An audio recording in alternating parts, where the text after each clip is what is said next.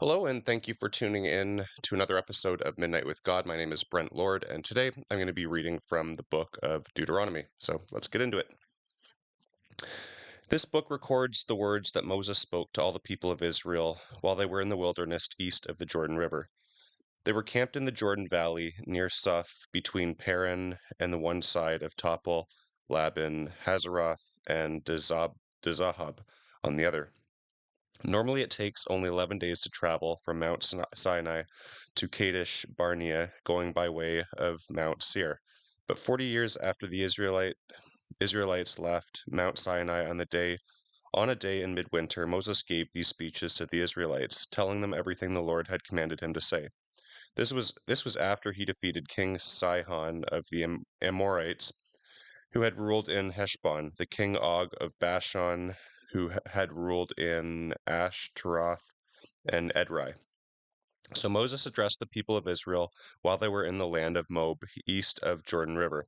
He began to explain the law as follows. When we were at Mount Sinai, the Lord our God said to us, "You have stayed at this mountain long enough. It is time to break camp and move on. Go to the hill country of the Amorites and to all the regions, all the neighboring regions, the Jordan Valley, the hill country, the western foothills, the Negev, and the coastal plain. Go to the land of the Canaanites and to Lebanon, and all the way to the great Euphrates River. I am giving all this land to you. Go and occupy it, for it is the land that the Lord swore to give your ancestors, Abraham, Isaac, and Jacob, and to all of their descendants. At that time I told you, you are too great a burden for me to carry. At this time I told you, you are too great a burden for me to carry all by myself. The Lord your God has made you as numerous as the stars. And may the Lord, the God of your ancestors, multiply you 1,000 times more and bless you as he promised. But how can I settle all your quarrels and problems by myself? Choose some men from each tribe who have wisdom, understanding, and a good reputation, and I will appoint them as your leaders.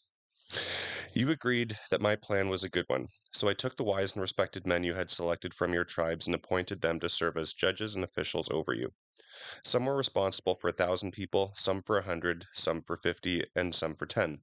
I instructed the judges, you must be perfectly fair at all times, not only to fellow Israelites, but also to the foreigners living among you. When you make decisions, never favor those who are rich, but never favor those who are rich.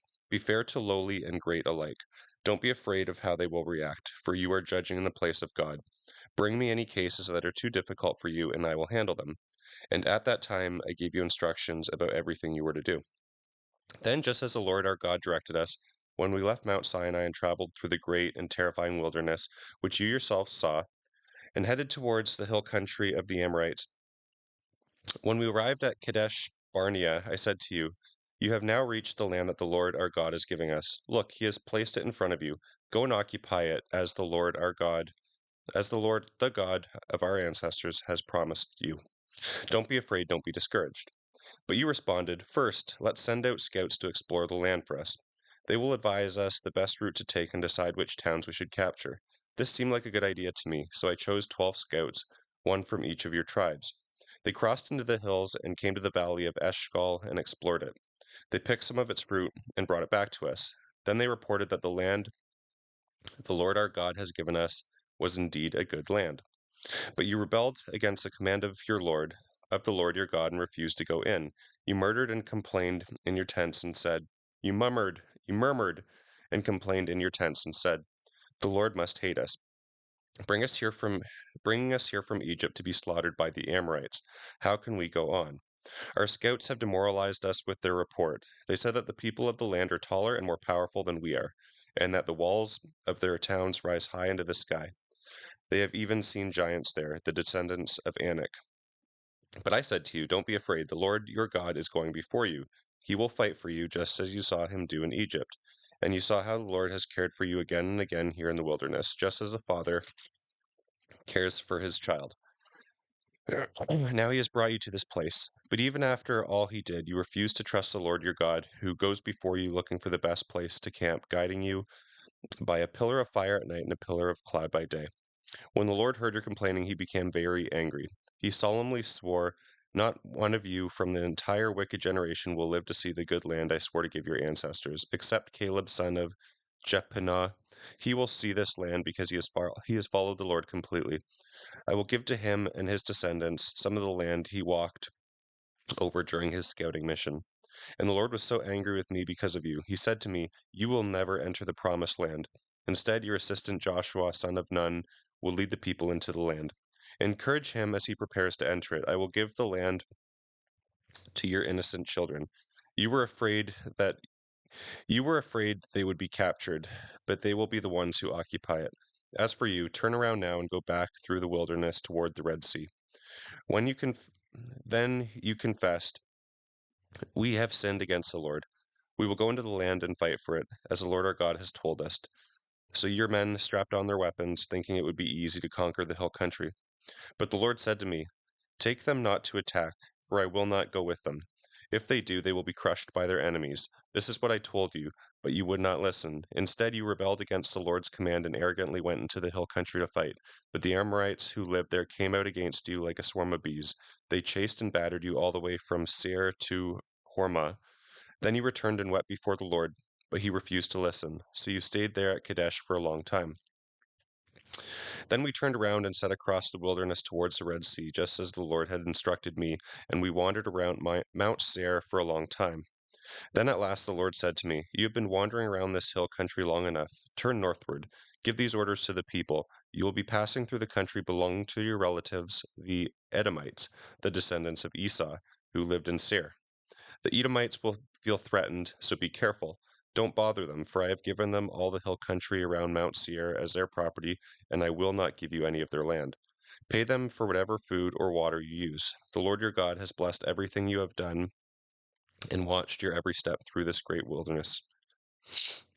During these 40 years, the Lord your God has been with you and provided you with everything you need so that you lacked nothing. So we went past our relatives, the descendants of Esau who lived in Seir, and avoided the road through the Arba Valley that comes up from Elath and Ezier Geber. Then as we traveled northward along the desert route through Moab, the Lord warned us, "Do not bother the Moabites, the descendants of Lot, or start a war with them. I have given them Ar as their property, and I will not give you any of their land." Um,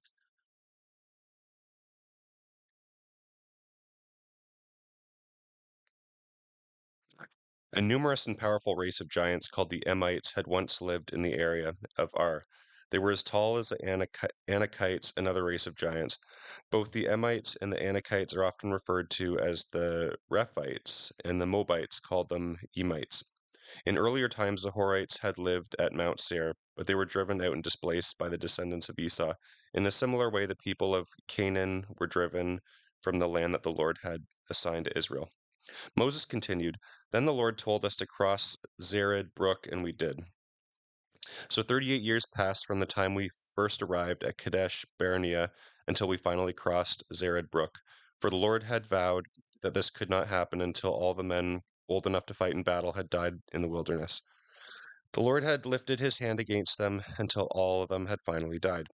When all the men of fighting age had died, the Lord said to me, 'Today you will cross the border of Moab at Ar and enter the land of Ammon. But do not bother the Ammonites, the descendants of Lot, or start a war with them. I have given the land of Ammon to them as their property, and I will not give you any of their land.' That area too was once considered the land of the Rephites, though the Ammonites referred to them as Zazumites. They were a numerous and powerful race, as tall as the Anakites, but the Lord destroyed them so the Ammonites could occupy their land. He had similarly helped the descendants of Esau at Mount Seir, for he destroyed the Horites so that they could settle there in their place. The descendants of Esau live there to this day. A similar thing happened to the Kaphirites from Crete invaded and destroyed the Avites, who had lived in the villages in the area of Gaza. Moses continued, "Then the Lord said, 'Now cross the Arnon Gorge. Look, I will help you defeat Sihon, the Amorite king of Heshbon, and I will give you his land. Attack him and begin to occupy the land. Beginning today, I will make all people throughout the earth terrified of you. When they hear reports about you, they will tremble with dread and fear.' Then from the wilderness of Kedemoth I sent ambassadors to King Sihon of Heshbon with this proposal of peace. Let us pass through your land. We will stay on the main road and won't turn off into the fields on either side. We will pay for every bite of food we eat and all the water that we drink. All we want is permission to pass through your land. The descendants of Esau at Mount Seir allowed us to go through their country, and so did the Moabites who live in Ar. Let us pass through until we cross the Jordan into the land that the Lord our God has given us. But King Sihon refused to allow you to pass through because the Lord your God made Sihon stubborn and defiant so he could help you defeat them. And he has now done, as he has now done. Then the Lord said to me, Look, I have begun to hand King Sihon and his land over to you. Begin now to conquer and occupy his land. Then King Sihon declared war on us and mobilized his forces at Jahaz. But the Lord our God handed him over to us, and we crushed him, his sons, and all his people. We conquered all of his towns and completely destroyed everyone, men, women, and children. Not a single person was spared. We took all the livestock as plunder for ourselves, along with anything of value from the towns we ransacked. The Lord our God helped us conquer Aror on the edge of the Arnon Gorge, the town in the gorge, and the whole area as far as Gilead. No town had walls too strong for us. However, we stayed away from the Ammonites along the Jacob River and the towns in the hill country, all the places the Lord our God had commanded us to leave alone. Next, we headed for the land of Bashan, where King Og and his army attacked us at Edrei. But the Lord said to me, Do not be afraid of him, for I have given you victory over Og and his army, giving you his entire land. Treat him just as you treated King Sihon of the Amorites, who ruled in Heshbon. So the Lord our God handed King Og and all his people over to us, and we killed them all. We conquered all 60 of his towns and the entire Argob region in his kingdom of Bashan. These were all fortified cities with high walls and barred gates. We also took many unwalled villages at the same time. We completely destroyed the kingdom of Bashan, just as we had destroyed King Sihon of Heshbon. We destroyed all the people in every town we conquered, men, women, and children alike. But we kept all the livestock for ourselves and took plunder from all the towns. Now we possessed all of the land of the two Amorite kings east of the Jordan River, from the Arnon Gorge to Mount Hernon. We had now con- we had now conquered all the cities on the plateau and all of Gilad and Bashan as far as the town of Selka and Edrei, which were part of Og's kingdom in Bashan. Uh, when we took possession of the land, I gave the territory beyond the Arar along the Arnon Gorge plus half the hill country of Gilead with its towns to the tribes of Reuben and Gad. Then I gave the rest of Gilad and all of Bashan, Og's former kingdom, to the half tribe of Manasseh. Um, Jair, a leader from the tribe of Manasseh, acquired the whole Argob region in Bashan, all the way to the borders of the Geshurites and Maccathites. Jair renamed this region after himself, calling it the town of Jair, as it is still known today. I gave Gilead to the clan of Machir, and to the tribes of Reuben and Gad I gave the area extending from Gilad to the middle of the Arnon Gorge, all the way to the Jacob River of the Ammonite frontier. They also received the Jordan Valley, including the Jordan River and its eastern banks, all the way from the Sea of Galilee down to the Dead Sea, with the slopes of Pisgah on the east. At that time I gave you this command to the tribes that will live east of the Jordan. Although the Lord your God has given you this land as your property, all your fighting men must cross the Jordan, armed and ready to protect your Israelite relatives. Your wives, children, and numerous livestock, however, may stay behind in the towns I have given you. When the Lord has given security to the rest of the Israelites, as he has to you, and when you occupy the land the Lord your God is giving them across the Jordan River, then you may return here to the land I have given you. At that time I said to Joshua, I have seen all that the Lord your God has done to these two kings. He will do the same to all the kingdoms on the west side of the Jordan. Do not be afraid of the nations there, for the Lord your God will fight for you. At that time I pleaded with the Lord and said, O sovereign Lord, I am your servant. You have only begun to show me your greatness and power. Is there any God in heaven or on earth who can perform such great deeds as yours? Please let me cross the Jordan to see the wonderful land on the other side, the beautiful hill country and the Lebanon mountains. But the Lord was very angry with me because of you, and he would not listen to me. That's enough, he ordered. Speak of it no more. You can go to Pisgah Peak and view the land in every direction, but you may not cross the Jordan River. But commission Jor- but commission Joshua and encourage him, for he will lead the people across the Jordan. He will give them the land you now see before you. So he stayed in the valley near Beth-peor. And now, Israel, listen carefully to these laws and regulations that I am about to teach you. Obey them so that you may live, so that you may enter and occupy the land the Lord, the God of your ancestors, is giving to you. Do not add or subtract from these commands I am giving you from the Lord your God. Just obey them. You saw what the Lord did to you in Baal-peor, where the Lord your God destroyed everyone who had worshipped the God of Baal of Peor. But all of you who are faithful to the Lord your God are still alive today. You must obey these laws and regulations when you arrive in the land you are about to enter and occupy. The Lord my God gave them to me and commanded me to pass them on to you. If you obey them carefully, you will display your wisdom and intelligence to the surrounding nations. When they hear about these laws, they will exclaim, "What other nation is as wise and prudent as this? For what great nation has a God as near to them as the Lord our God is near to us whenever we call on him? What great nation has laws and regulations as fair as this body of laws that I am giving you today? But watch out. Be very careful never to forget what you have seen the Lord your God do for you. Do not let these things escape from your mind as long as you live, and be sure to pass them on to your children and grandchildren. Tell them especially about the day when you stood before the Lord your God at Mount Sinai, where he told me, 'Summon the people before me, and I will instruct them.' That way you will learn to fear me as long as they live. They will learn to fear me as long as they live, and they will be able to teach my laws to their children. You came near and stood at the foot of the mountain while the mountain was burning with fire. Flames shot into the sky, shrouded in black clouds and deep darkness, and the Lord spoke to you from the fire. You heard his words, but didn't see his form. There was only a voice. You proclaimed his covenant, which he commanded you to keep, the 10 Commandments, and wrote them on 2 stone tablets. It was at this time that the Lord commanded me to issue the laws and regulations you must obey in the land you are about to enter and occupy. But be careful. You did not see the Lord's form on the day he spoke to you from the fire at Mount Sinai. So do not corrupt yourselves by making a physical image in any form, whether of a man or a woman, an animal or bird, a creeping creature or a fish. And when you look up into the sky and see the sun, moon, and stars, all the forces of heaven, don't be seduced by them and worship them. The Lord your God designated these heavenly bodies for all the people on earth. Remember that the Lord rescued you from the burning furnace of Egypt to become his own people and special possession. That is what you are today. But the Lord was very angry with me because of you. He vowed that I would never cross the Jordan River into the good land the Lord your God is giving you as a special possession. Though you will cross the Jordan to occupy the land, I will die here on this side of the river. So be careful not to break the covenant the Lord your God has made with you. You will break it if you make idols of any shape or form, for the Lord your God has absolutely forbidden this.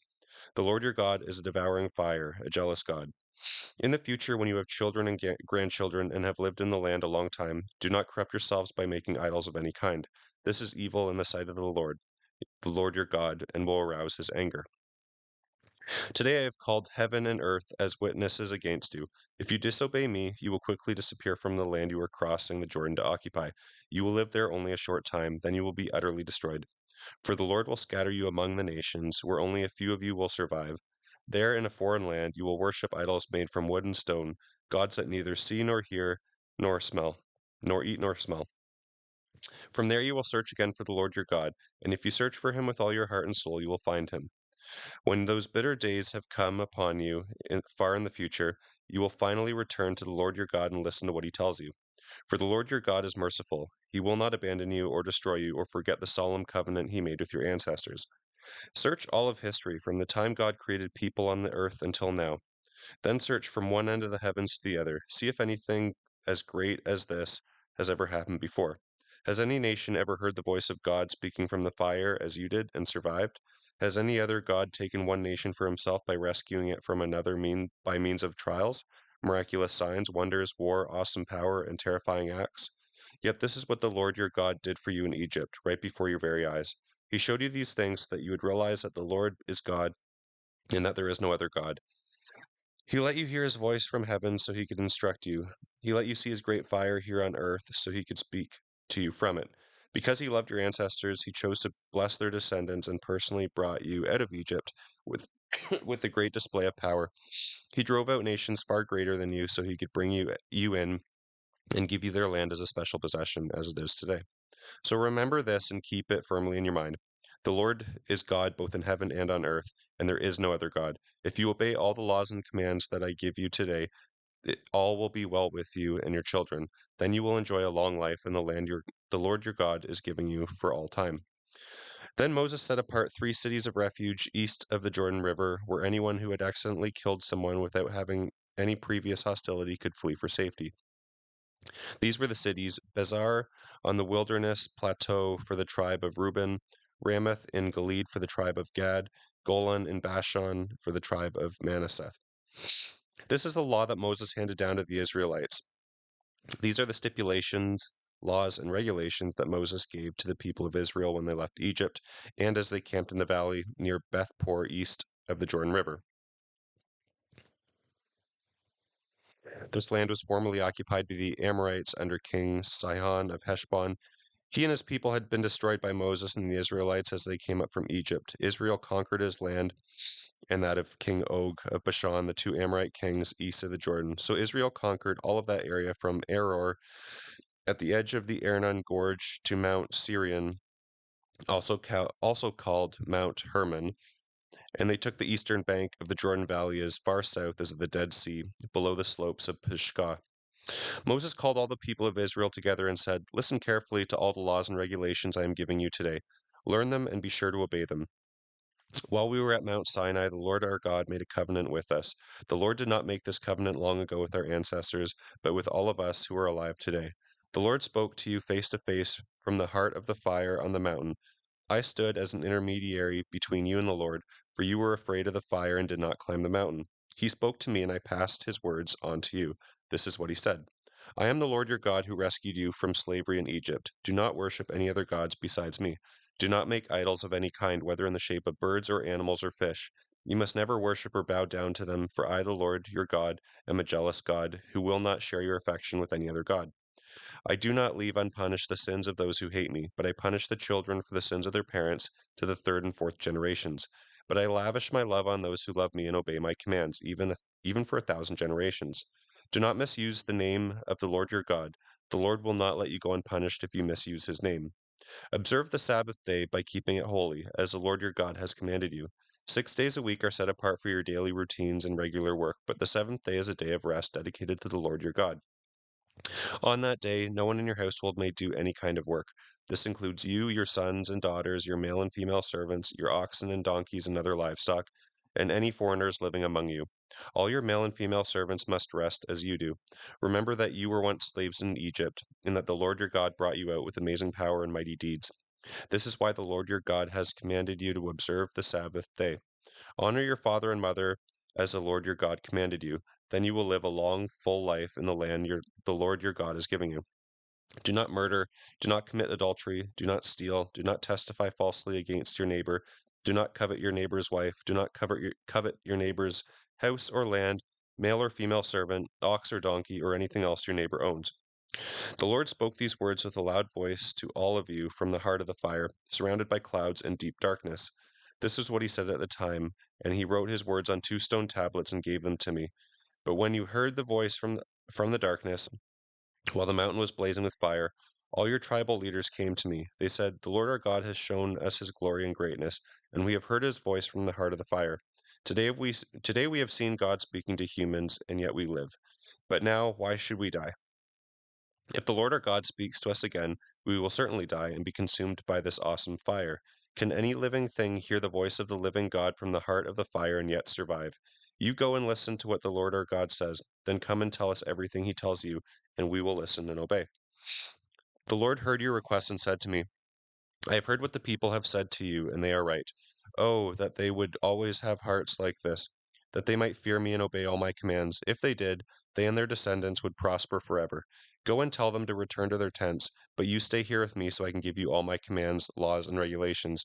You will teach them to the people so they can obey them in the land that I am giving them as their inheritance." So Moses told the people, "You must obey all the commands of the Lord your God, following his instructions in every detail. Stay on the path that the Lord God has commanded you to follow. Then you will live long and prosperous lives in the land you are about to enter and occupy. These are all the commands, laws, and regulations that the Lord your God told me to teach you so that you may obey them in the land that you are about to enter and occupy. And so you do. And so you and your children and grandchildren might fear the Lord your God as long as you live. If you obey all his laws and commands, you will enjoy a long life. Listen closely, Israel, to everything I say. Be careful to obey. Then all will go well with you, and you will have many children in the land flowing with milk and honey, just as the Lord, the God of your ancestors, promised you. Hear, O Israel, the Lord is our God, the Lord alone. And you must love the Lord your God with all your heart, all your soul, and all your strength.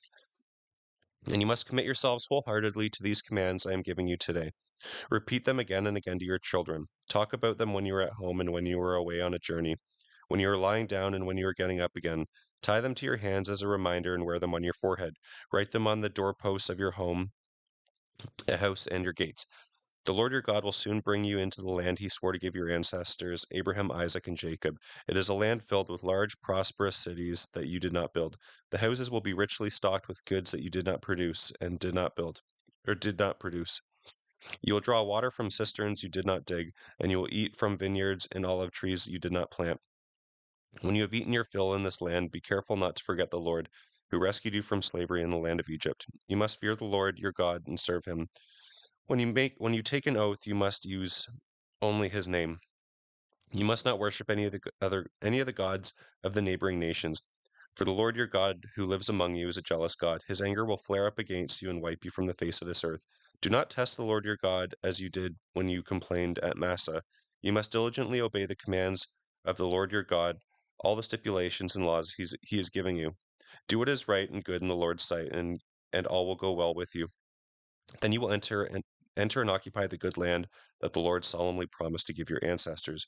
You will drive out all the enemies living in your land, just as the Lord said you would. In the future, your children will ask you, what is the meaning of all these stipulations, laws, and regulations that the Lord our God is giving us? Then you must tell them, we were Pharaoh's slaves in Egypt, but the Lord brought us out of Egypt with amazing power. Before our eyes, the Lord did miraculous signs and wonders, dealing terrifying blows against Egypt and Pharaoh and all his people. He brought us out of Egypt so he could give us this land he solemnly promised to give our ancestors. And the Lord our God commanded us to obey all of the laws and to fear him for our own prosperity and well-being, as is now the case. For we are righteous when we obey all the commands the Lord our God has given us. When the Lord your God brings you into the land you are about to enter and occupy, he will clear away many nations ahead of you: the Hittites, the Girgarites, Amorites, Canaanites, Perizzites, Hivites, and Jebusites. These are the 7 nations, all more powerful than you. When the Lord your God hands these nations over to you and you conquer them, you must completely destroy them. Make no treaties with them and show them no mercy. Do not intermarry with them, and do not let your daughters and sons marry their sons and daughters. They will lead your young people away from me to worship other gods. Then the anger of the Lord will burn against you, and he will destroy you. Instead, you must break down their pagan altars and shatter their sacred pillars. Cut down their Asher poles and burn their idols, for you are a holy people who belong to the Lord your God. All of the people on earth, the Lord your God has chosen you to be his own special treasure.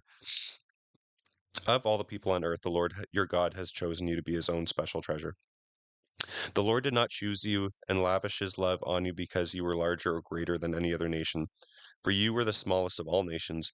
It was simply because the Lord loves you, and because he was keeping the oath he swore to your ancestors. That is why the Lord rescued you with such amazing power from your slavery under Pharaoh in Egypt. Understand, therefore, that the Lord your God is indeed God. He is the faithful God who keeps his covenant for 1,000 generations and constantly loves those who love him and obey his commands. But he does not hesitate to punish or destroy those who hate him. Therefore, obey all the commands, laws, and regulations I am giving you today. If you listen to these regulations and obey them faithfully, the Lord your God will keep his covenant of unfailing love with you, as he solemnly promised your ancestors. He will love you and bless you and make you into a great nation. He will give you many children and give fertility to your land and your animals. When you arrive in the land he swore to give your ancestors, you will have large crops of grains, grapes, and olives, and a great herd of cattle, sheep, and goats. You will be blessed above all the nations on earth. None of your men or women will be childless, and all of your livestock will bear young. And the Lord will protect you from all sickness. He will not let you suffer from the terrible diseases you knew in Egypt, but he will bring them all on your enemies. You must destroy all the nations the Lord your God hands over to you. Show them no mercy and do not worship their gods. If you do, they will trap you. Perhaps you will think to yourselves, how can we conquer these nations that are so much more powerful than we are? Don't be afraid of them. Just remember what the Lord your God did to Pharaoh and all of the land of Egypt. Remember the great terrors the Lord your God sent against them. You saw it all with your own eyes. And remember the miraculous signs and wonders and the amazing power he used when he brought you out of Egypt. The Lord your God will use the same power against the people you fear, and then the Lord your God will send hornets to drive out the few survivors still hiding from you. No, do not be afraid of those nations, for the Lord your God is among you, and he is a great and awesome God. The Lord your God will drive those nations out ahead of you little by little. You will not clear them away all at once, for if you did, the wild animals would multiply too quickly. But the Lord your God will hand them over to you. He will throw them into complete confusion until they are destroyed. He will put their kings in your power, and you will erase their names from the faces of earth. No one will be able to stand against you, and you will destroy them all. You must burn their idols in fire, and do not desire the silver or gold with which they are made.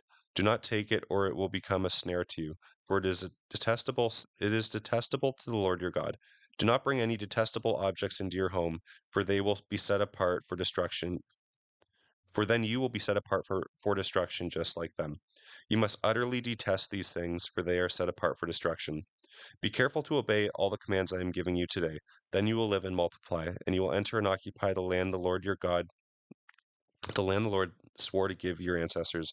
Remember how the Lord your God led you through the wilderness for 40 years, humbling you and testing you to prove your character and to find out whether or not you would really obey his commands. Yes, he humbled you by letting you go hungry and then feeding you with manna, a food previously unknown to you and your ancestors. He did it to teach you that people need more than bread for their life. Real life comes by feeding on every word of the Lord. For all these 40 years, your clothes did not wear out, and your feet didn't blister or swell. So you should realize that just as a parent disciplines a child, the Lord your God disciplined you to help you. So obey the commands of the Lord your God by walking in his ways and fearing him.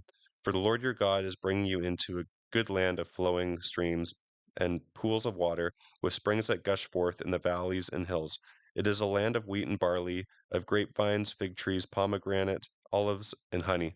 It is a land where food is plentiful and nothing is lacking. It is a land where iron is as common as stone, and copper is abundant in the hills. When you have eaten your fill, praise the Lord your God for the good land he is giving you. But that is the time to be careful. Beware that in your plenty you do not forget the Lord your God and disobey his commands, regulations, and laws.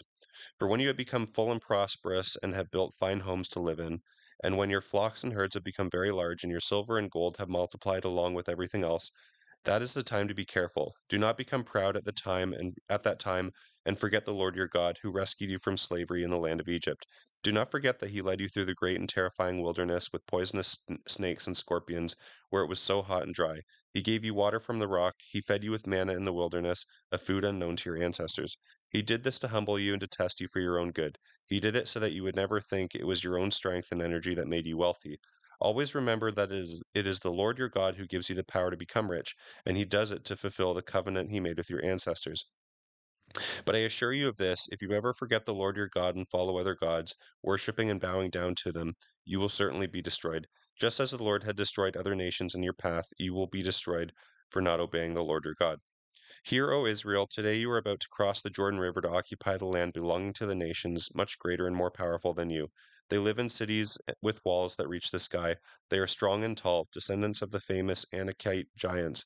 You've heard the saying, who can stand up to the Anakites? But the Lord your God will cross over ahead of you like a devouring fire to destroy them. He will subdue them so that you will quickly conquer them and drive them out, just as the Lord had promised. After the Lord your God has done this for you, don't say to yourselves, the Lord has given us this land because we are so righteous. No, it is because of the wickedness of other nations that he is doing it. It is not at all because you are such righteous, upright people that you are about to occupy their land. The Lord your God will drive these nations out ahead of you only because of their wickedness and to fulfill the oath he has sworn to your ancestors, Abraham, Isaac, and Jacob. I will say it again. The Lord your God is not giving you this good land because you are righteous, for you are not. You are a stubborn people. Remember how angry you made the Lord your God out in the wilderness. From the day you left Egypt until now, you've constantly rebelled against him. Remember how angry you made the Lord at Mount Sinai, where he was ready to destroy you. That was when I was on the mountain receiving the tablets of stone inscribed with the covenant that the Lord had made with you. I was there for 40 days and 40 nights, and all that time I ate nothing and drank no water. The Lord gave me the covenant of tablets on which God himself had written all the words he had spoken to you from the fire of on the mountain. At the end of the 40 days and nights, the Lord handed me the two stone tablets with the covenant inscribed on them. Then the Lord said to me, "Go down immediately, because the people you led out of Egypt have become corrupt. They have already turned from the way I commanded them to live and have cast an idol for themselves from gold." Then the Lord said to me, "I have been watching these people, and they are extremely stubborn. Leave me alone so that I may destroy them and erase their name from under the heaven. Then I will make a mighty nation of your descendants, a nation larger and more powerful than they are." So I came down from the fiery mountain, holding in my hands the two stone tablets of the covenant. There before me I could see the gold calf you made in your terrible sin against the Lord your God. How quickly you had turned from the path the Lord had commanded you to follow. So I raised the stone tablets and dashed them to the ground. I smashed them before your very eyes. Then for 40 days and nights I lay prostrate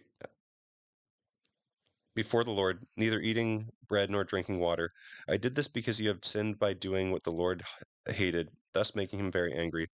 How I feared for you, for the Lord was ready to destroy you. But again he listened to me. The Lord was so angry with Aaron that he wanted to destroy him. But I prayed for Aaron, and the Lord spared him. I took your sin, the calf you had made, and melted it in the fire and ground it into fine dust. I threw the dust into the stream that cascades down the mountain. You also made the Lord angry at Taberah, Massa, and Kibroth Hattaavah, and at Kadesh Barnea. The Lord sent you out with this command: "Go up and take the land I am giving you." But you rebelled against the command of the Lord your God and refused to trust him or obey him. Yes, you have been rebelling against the Lord as long as I have known you. That is why I fell down and lay before the Lord for 40 days and nights when he was ready to destroy you. I prayed to the Lord and said, "O sovereign Lord, do not destroy your own people. They are your special possession, redeemed from Egypt by your mighty power and glorious strength. Overlook the stubbornness and sin of these people, but remember instead your servants, Abraham, Isaac, and Jacob. If you destroy these people, the Egyptians will say, 'The Lord destroyed them because he wasn't able to bring them to the land he swore to give them.' Or they might say, 'He destroyed them because he hated them. He brought them into the wilderness to slaughter them.' But they are your people and your special possession, whom you brought from Egypt by your mighty power and glorious strength." At that time the Lord said to me, "Prepare two stone tablets like the first ones, and make a sacred chest of wood to keep them in. Return to me on the mountain, and I will write on the tablets the same words that were on the ones you smashed. Then place the tablets in the sacred chest, the Ark of the Covenant." So I made a chest of acacia wood and cut two stone tablets like the first two, and I took the tablets up the mountain. The Lord again wrote the terms on the covenant, the 10 Commandments, on them, and gave them to me. They were the same words the Lord had spoken to you from the heart of the fire on the mountain as you were assembled below. Then I came down and placed the tablets in the Ark of the Covenant which I had made, just as the Lord commanded me, and the tablets are still there in the Ark. The people of Israel set out from the walls of the people of Jachem and traveled to Moserah, where Aaron died and was buried. His sons Eleazar, his son Eleazar became the high priest in his place. Then they journeyed to Goda, and from there to Jotbatha, a land with brooks of water. At that time the Lord set apart the tribe of Levi to carry the ark of the Lord's covenant, to minister before the Lord and to pronounce blessings in his name. These are still their duties. That is why the Levites have no share or inheritance reserved for them among the other Israelite tribes. The Lord himself is their inheritance, as the Lord your God told them. As I said before, I stayed on the mountain in the Lord's presence for 40 days and nights, and as I had done the first time. And once again the Lord yielded to my pleas and didn't destroy you. But the Lord said to me, "Get up and lead these people into the land I swore to give your ancestors, so they may take possession of it." And now, Israel, what does the Lord your God require of you? He requires you to fear him, to live according to his will, to love and worship him with all your heart and soul, and to obey the Lord's commands and laws that I'm giving you today for your own good. The highest heavens and the earth and everything in it all belong to the Lord your God. Yet the Lord chose your ancestors as the objects of his love, and he chose you, their descendants, above every other nation, as is evident today. Therefore cleanse your sinful hearts and stop being stubborn. The Lord your God is the God of gods and Lord of lords. He is the great God, mighty and awesome, who shows no partiality and takes no bribes. He gives justice to orphans and widows. He shows love to foreigners living among you and gives them food and clothing. You too must show love to foreigners, for you yourselves were once foreigners in the land of Egypt. You must fear the Lord your God and worship him and cling to him. Your oaths must be in his name alone. He is your God, the one who is worthy of your praise, the one who has done mighty miracles that you yourselves have seen. When your ancestors went down in Egypt, there were only 70 of them, but now the Lord your God has made you as numerous as the stars in the sky. You must love the Lord your God and obey all of his requirements, laws, regulations, and commands.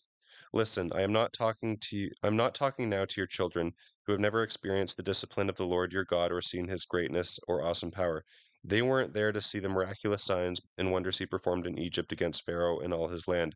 They didn't see what the Lord did to the armies of Egypt and to their horses and chariots, how he drowned them in the Red Sea as they were chasing you, and how he has kept them devastated to this very day.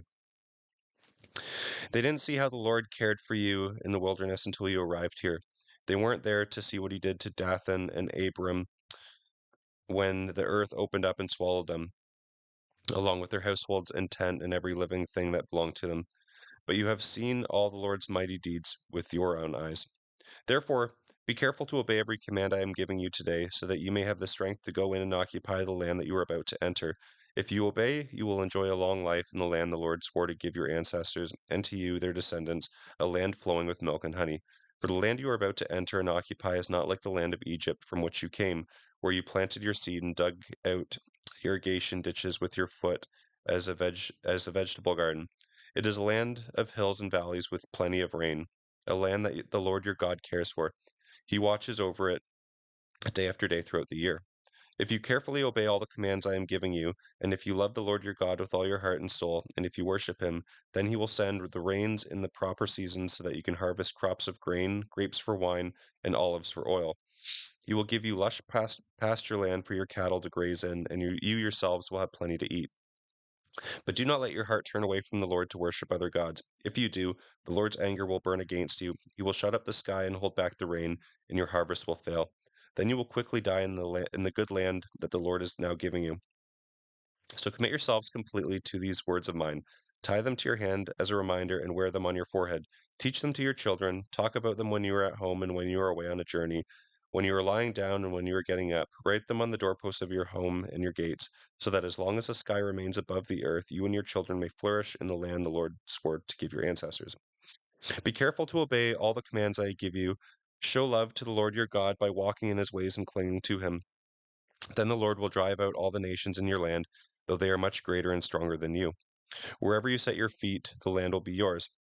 Your frontiers will stretch from the wilderness in the south of Lebanon to the north, and from the Euphrates River in the east of the Mediterranean Sea in the west, in the east to the Mediterranean Sea in the west. No one will be able to stand against you, for the Lord your God will send fear and dread ahead of you, as he promised, wherever you go in the whole land. Today I am giving you the choice between a blessing and a curse. You will be blessed if you obey the commands of the Lord your God that I am giving you today. You will receive a curse if you reject the commands of the Lord your God and turn from his ways by worshiping foreign gods. When the Lord your God brings you into the land to possess it, you must pronounce a blessing from Mount Gerizim and a curse from Mount Abel. For you are about to cross the Jordan to occupy the land the Lord your God is giving you. When you are living in that land, you must be very careful to obey all the laws and regulations I am giving you today. These are the laws and regulations you must obey as long as you live in the land the Lord, the God of your ancestors, is giving you. When you drive out the nations that live there, you must destroy all the places that they worship their gods, high on the mountain, up in the hills, and under every green tree. Break down their altars and smash their sacred pillars. Burn their Asherah poles and cut down their carved idols. Erase the names of their gods from those places.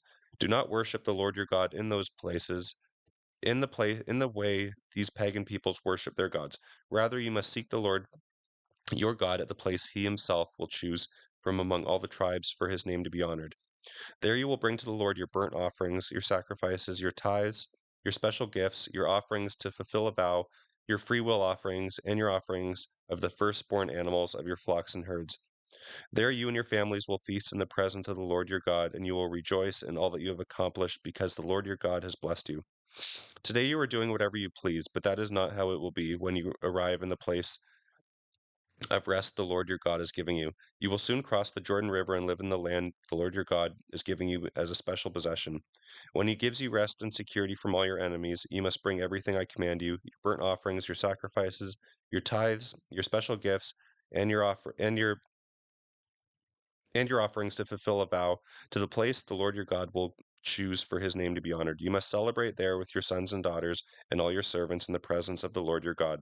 And remember that the Levites who live in your towns, for they will have no inheritance of land as their own. Be careful not to sacrifice your burnt offerings just anywhere. You may do so only in the place the Lord will choose within one of your tribal territories. There you must offer your burnt offerings and do everything I command you. But you may butcher animals for meat in any town, wherever you want, just as you do now with gazelle and deer. You may eat as many animals as the Lord your God gives you. All of you, whether ceremonially clean or unclean, may eat that meat. The only restriction is that you are not to eat the blood. You must pour it out on the ground like water. But your offerings must not be eaten at home, neither the tithe of your grain and new wine and olive oil, nor the firstborn of your flocks and herds, nor an offering to fulfill a vow, nor your freewill offerings, nor your special gifts. You must eat these in the presence of the Lord your God at the place he will choose. Eat them there with your children, your servants, and the Levites who will live in your towns, celebrating in the presence of the Lord your God in all you do. Be very careful never to forget the Levites as long as you live in your land. When the Lord your God enlarges your territory as he had promised, you may eat you may eat meat whenever you want. It might happen that the place the Lord your God chooses for his name to be honored is a long way from your home. If so, you may butcher any of the cattle or sheep the Lord has given you, and you may eat the meat at your home as I have commanded you. Anyone, whether ceremonially clean or unclean, may eat that meat, just as you do now with gazelle and deer. The only restriction is to never eat the blood, for the blood is the life, and you must not eat the life with the meat. Instead, pour out the blood on the ground like water. Do not eat the blood. Then all will go well with you and your children, because you will be doing what pleases the Lord. Take your sacred gifts and your offering gifts to fulfill a vow to the place the Lord chooses to dwell. You must offer the meat and blood of your burnt offerings on the altar of the Lord your God. The blood of your sacrifices must be poured out beside the altar of the Lord your God, but you may eat the meat. Be careful to obey my commands so that so that all will go well with you and your children, because you will be doing what pleases the Lord your God. Then the Lord your God, when the Lord your God destroys the nations and drives them out and occupy their lands, do not be trapped into following their example and worshiping their gods. Do not say, "How do these nations worship these gods? I want to follow their example." You must not do this to the Lord your God. These nations have committed many detestable acts that the Lord hates, all in the name of their gods. They have even burned their sons and daughters as sacrifices to their gods. Carefully obey all the commands I give you. Do not add to them or subtract from them. Suppose there are prophets among you or those who have dreams about the future, and they promise you signs or miracles, and the predicted signs or miracles take place. If the prophets say, "Come, let us worship the gods of foreign nations," do not listen to them. The Lord your God is testing you to see if you love him with all your heart and soul. Serve only the Lord your God and fear him alone. Obey his commands, listen to his voice, and cling to him. The false prophets or dreamers who try to lead you astray must be put to death, for they encourage rebellion against the Lord your God, who brought you out of slavery in the land of Egypt. Since they try to keep you from following the Lord your God, you must execute them to remove the evil from among you. Suppose your brother, son, daughter, beloved wife, or close relative comes to you secretly and says, "Let us go worship other gods, gods that neither you nor your ancestors have known." They might suggest that you worship the gods of peoples who live nearby or who come from the ends of the earth. If they do this, do not give in or listen, and have no pity. Do not spare or protect them. You must put them to death. You must be the one to initiate the execution. Then all the people must join. Stone the guilty ones to death because they have tried to draw you away from the Lord your God, who rescued you from the land of Egypt, the place of slavery. Then all of Israel will hear about it and be afraid, and such wickedness will never again be done among you. Suppose you hear in one of the towns the Lord your God is giving you that some worthless rabble among you has led fellow citizens astray. by encouraging them to worship foreign gods. In such cases, you must examine the facts carefully.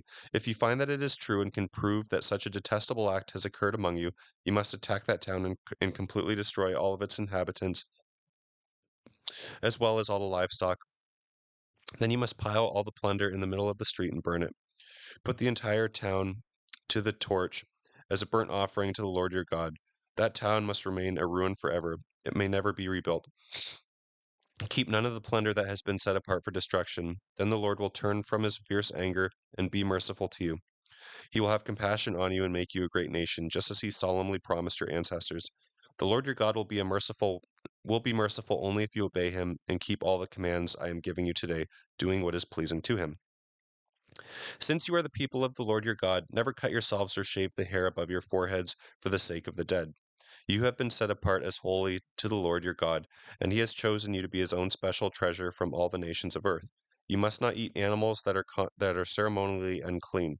These are the animals you may eat: the ox, the sheep, the goat, the deer, the gazelle, the roebuck, the wild goat, the ibex, the antelope, and the mountain sheep. Any animal that has split hooves and chews the cud may be eaten. But if the animal doesn't have both, it may not be eaten. So you may not eat the camel, the hare, or the rock badger. They chew the cud but do not have split hooves. And the pig may not be eaten, for though it has split hooves, it does not chew the cud. All these animals are ceremonially unclean for you. You may not eat or even touch the dead bodies of such animals. As for marine animals, you may eat whatever has both fins and scales. You may not, however, eat marine animals that do not have both fins and scales. They are ceremonially unclean for you. You may eat any bird that is ceremonially clean. These are the birds you may not eat: the eagle, the vulture, the osprey, the buzzard, kites of all kinds, ravens of all kinds, the ostrich, the nighthawk, the seagull, hawks of all kinds, the little owl, the great owl, the white owl, the pelican, the carrion vulture, the cormorant, the stork, herons of all kinds, the hoopoe, and the bat. All flying insects are ceremonially unclean for you and may not be eaten, but you may eat any winged creature that is ceremonially clean. Do not eat anything that has died a natural death. You may give it to a foreigner living among you, or you may sell it to a foreigner, but do not eat it yourselves, for you are set apart as holy to the Lord your God. Do not boil a young goat in its mother's milk. You must set aside a tithe of your crops, 1/10 of all the crops you harvest each year. Bring this tithe to the place the Lord your God chooses for his name to be honored, and eat it there in his presence. This applies to your tithes of grain, new wine, olive oil, and the firstborn males of your flocks and herds. The purpose of tithing is to teach you to always fear the Lord your God. Now the place the Lord your God chooses for his name to be honored might be a long way from your home. If so, you may sell the tithe portion of your crops and herds and take the money to the place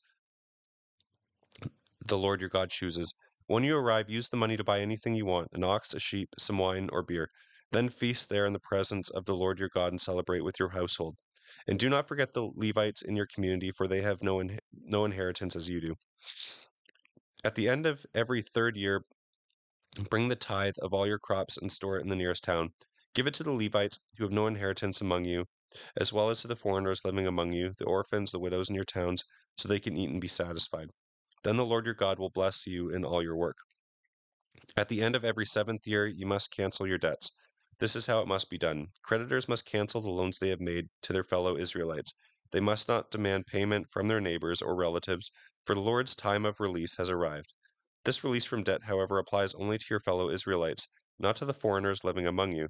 There should be no poor among you, for the Lord your God will greatly bless those in the land he is giving you as a special possession.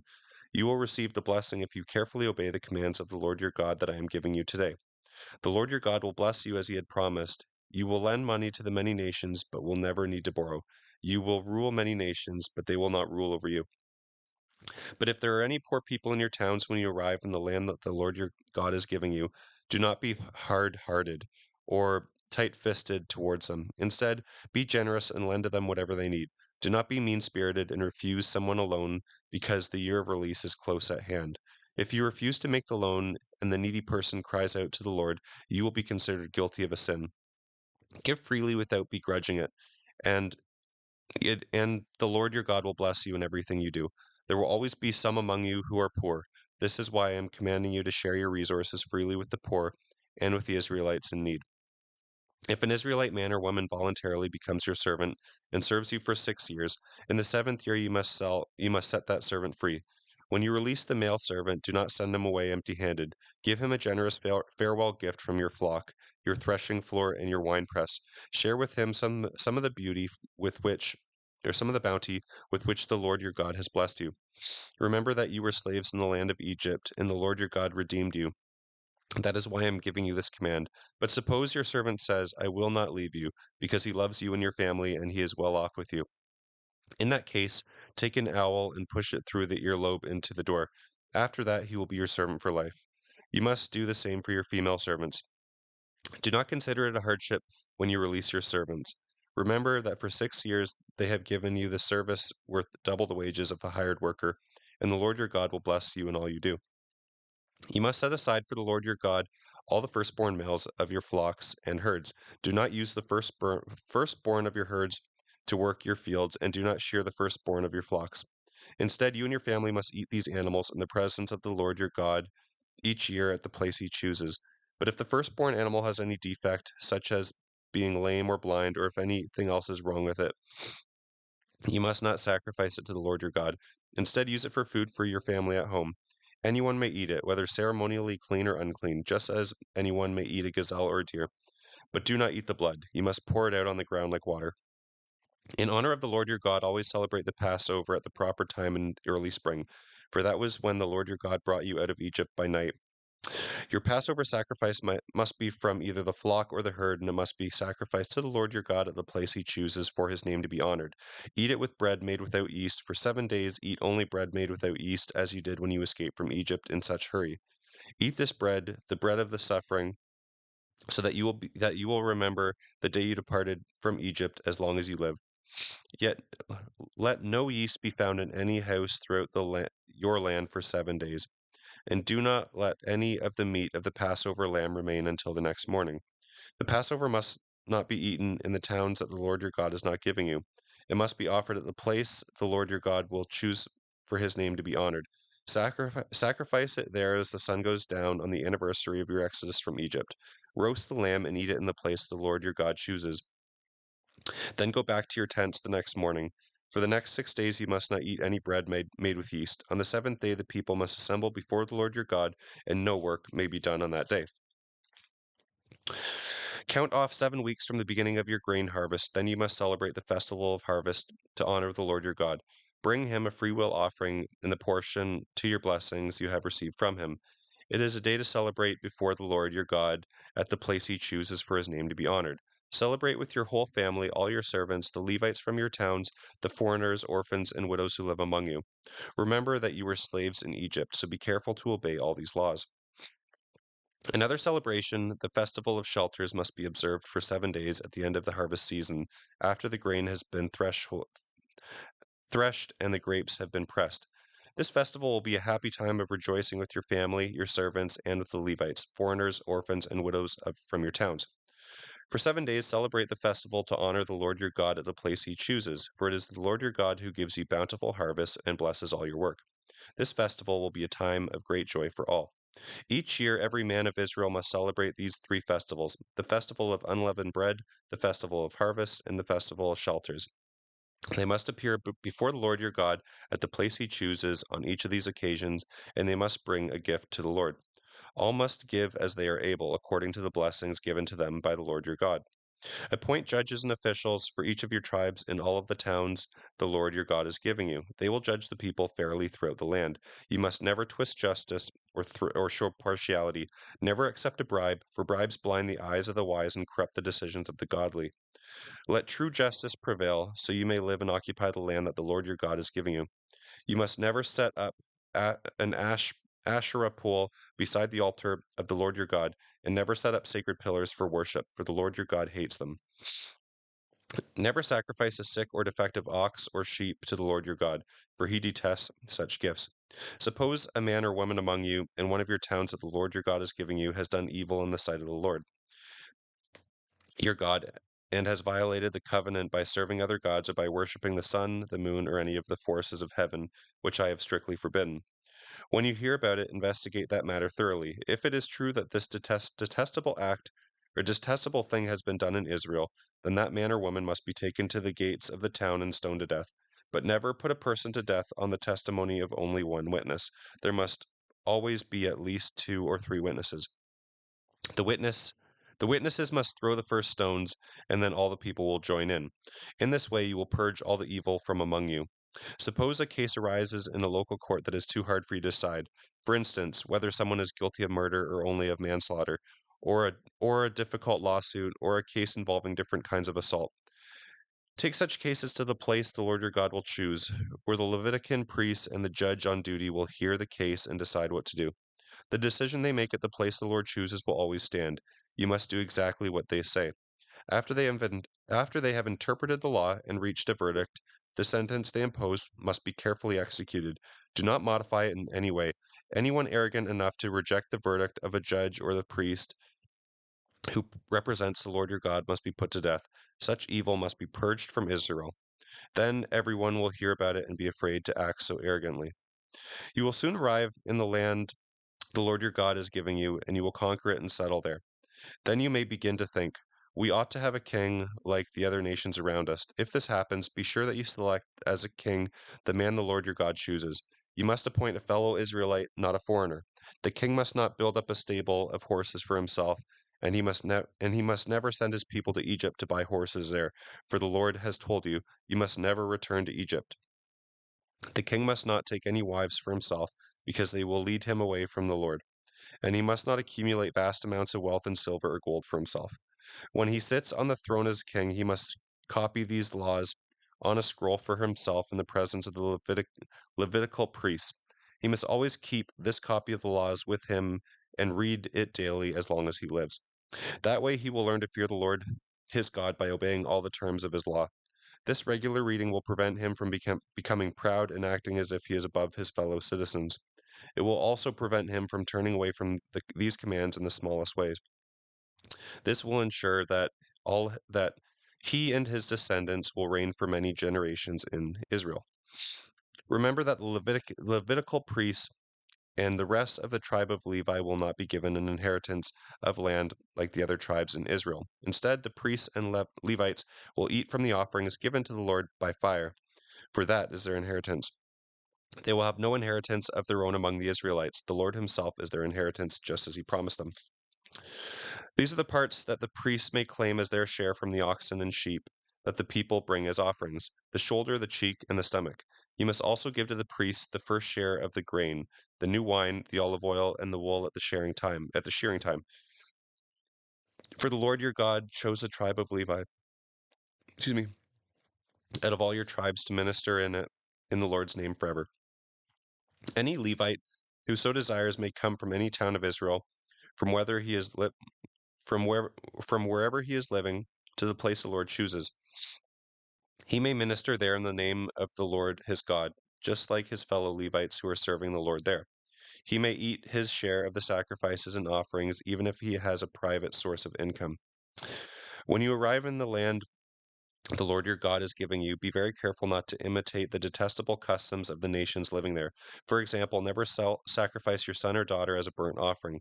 And do not let your people practice fortune telling or sorcery, or allow them to interpret omens, or engage in witchcraft, or cast spells, or function as mediums or psychics, or call forth the spirits of the dead. Anyone who does these things is an object of horror and disgust to the Lord. It is because the other nations have done these things that the Lord your God will drive them out ahead of you. You must be blameless before the Lord your God. The people you are about to displace consult with sorcerers and fortune tellers, but the Lord your God forbids you to do such things. The Lord your God will raise up for you a prophet like me from having your fellow Israelites, from among your fellow Israelites, and you must listen to that prophet. For this is what you yourselves requested of the Lord your God when you were assembled at Mount Sinai. You begged that you might never again have to listen to the voice of the Lord your God or see this blazing fire for fear you would die. Then the Lord said to me, fine, I will do as they have requested. I will raise up a prophet like you from among their fellow Israelites. I will tell that prophet what to say, and he will tell the people everything I command him. I will personally deal with anyone who will not listen to the messages the prophet proclaims on my behalf. But any prophet who claims to give a message from another god or who falsely claims to speak for me must die. You may wonder, how will we know whether the prophecy is from the Lord or not? If the prophet predicts something in the Lord's name and it does not happen, the Lord did not give him the message. That prophet has spoken on his own and need not be feared. The Lord your God will soon destroy the nations whose land he is giving you, and you will displace them and settle in their towns and homes. Then you must set apart 3 cities of refuge in the land the Lord your God is giving you to occupy. Divide the land the Lord your God is giving you into 3 districts, with one of these cities in each district. Keep the roads of these cities in good repair so that anyone who has killed someone can flee there for safety. If someone accidentally kills a neighbor without harboring any previous hatred, the slayer may flee to any of these cities and be safe. For example, suppose somebody goes into the forest with a neighbor to cut wood, and suppose one of them swings an axe, and the axe head flies off the handle, killing the other person. In such cases, the slayer could flee to one of the cities of refuge and be safe. If the distance to the nearest city of refuge was too far, an enraged avenger might be able to chase down and kill the person who caused the death. The slayer would die, even though there was no death sentence and the first death had been an accident. That is why I am commanding you to set aside 3 cities of refuge. If the Lord your God enlarges your territory as he solemnly promised your ancestors and gives you all the land he promised you, he promised them, you must designate 3 additional cities of refuge. He will give you this land if you obey all the commands I have given you.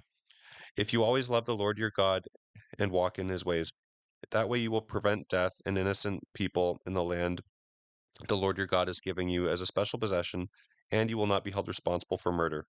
But suppose somebody hates a neighbor and deliberately ambushes and murders that neighbor, and then escapes to one of your cities of refuge. In that case, the leaders of the murderer's town must have the murderer brought back from the city of refuge and handed over to the dead person's avenger to be killed. Do not feel sorry for that murderer.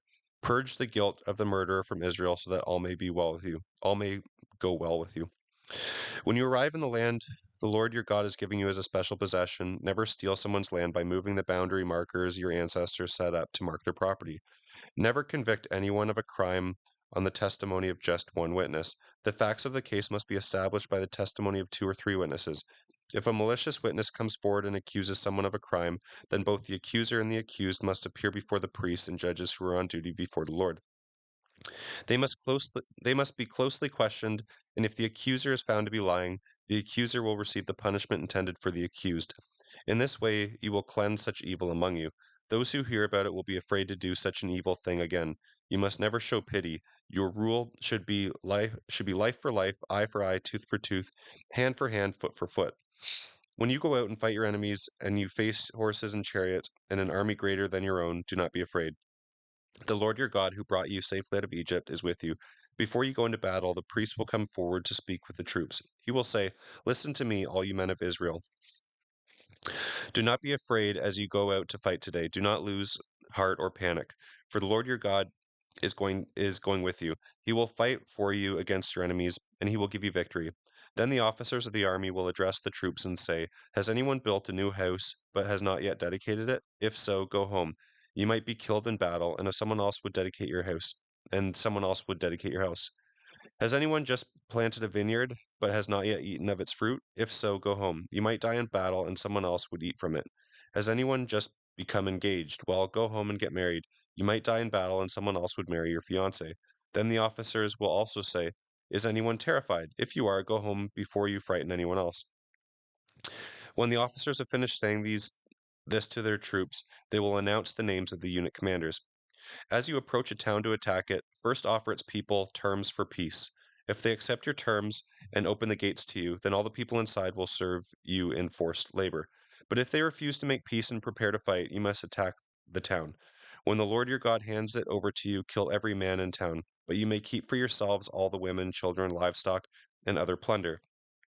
You may enjoy the spoils of your enemies that the Lord your God is giving you. But these instructions apply only to distant towns, not to the towns of nations nearby.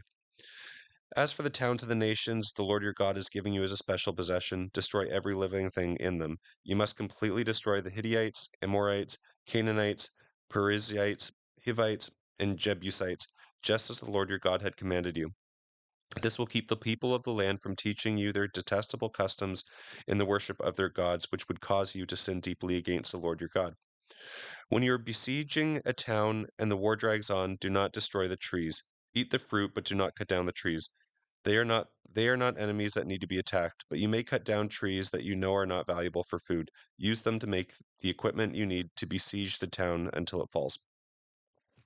Suppose somebody is found murdered in a field in the land the Lord your God is giving you, and you don't know who committed the murder. In such cases, your leaders and judges must determine which town is nearest the body. Then the leaders of that town must select a young cow that has never been trained or yoked to a plow. They must lead it to the valley that is neither plowed nor planted with a stream running through it. There they must break the cow's neck. The Levitical priest must go there also, for the Lord your God has chosen them to minister before him and pronounce blessings in the Lord's name. And they are to decide all lawsuits and punishments. The leaders of the towns nearby the body must wash their hands over the young cow whose neck was broken. Then they must say, our hands did not shed this blood, nor did we see it happen. O Lord, forgive the people, your people Israel, whom you have redeemed. Do not charge your people Israel with the guilt of murdering an innocent person. Then they will be absolved of the guilt of this person's blood. By following these instructions and doing what is right in the Lord's sight, you will cleanse the guilt of murder from your community.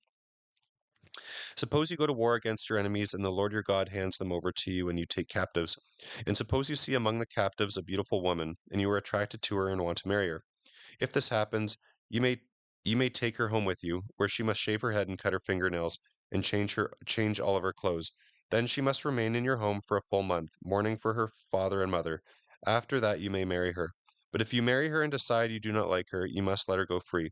You may not sell her or treat her as a slave, for you have humiliated her. Suppose a man has two wives, but he loves one more than the other, and both have given him sons. And suppose the firstborn son is the son of the wife he does not love. Then, when the man divides his inheritance, he may not give the larger inheritance to his younger son, the son of the wife he loves. He must give the customary double portion to his oldest son, who represents the strength of his father's manhood and who owns the rights of the firstborn son, even though he is the son of the wife his father does not love. Suppose a man has a stubborn, rebellious son who will not obey his father or mother, even though they have disciplined him. In such cases, the father and mother must take the son before the leaders of the town.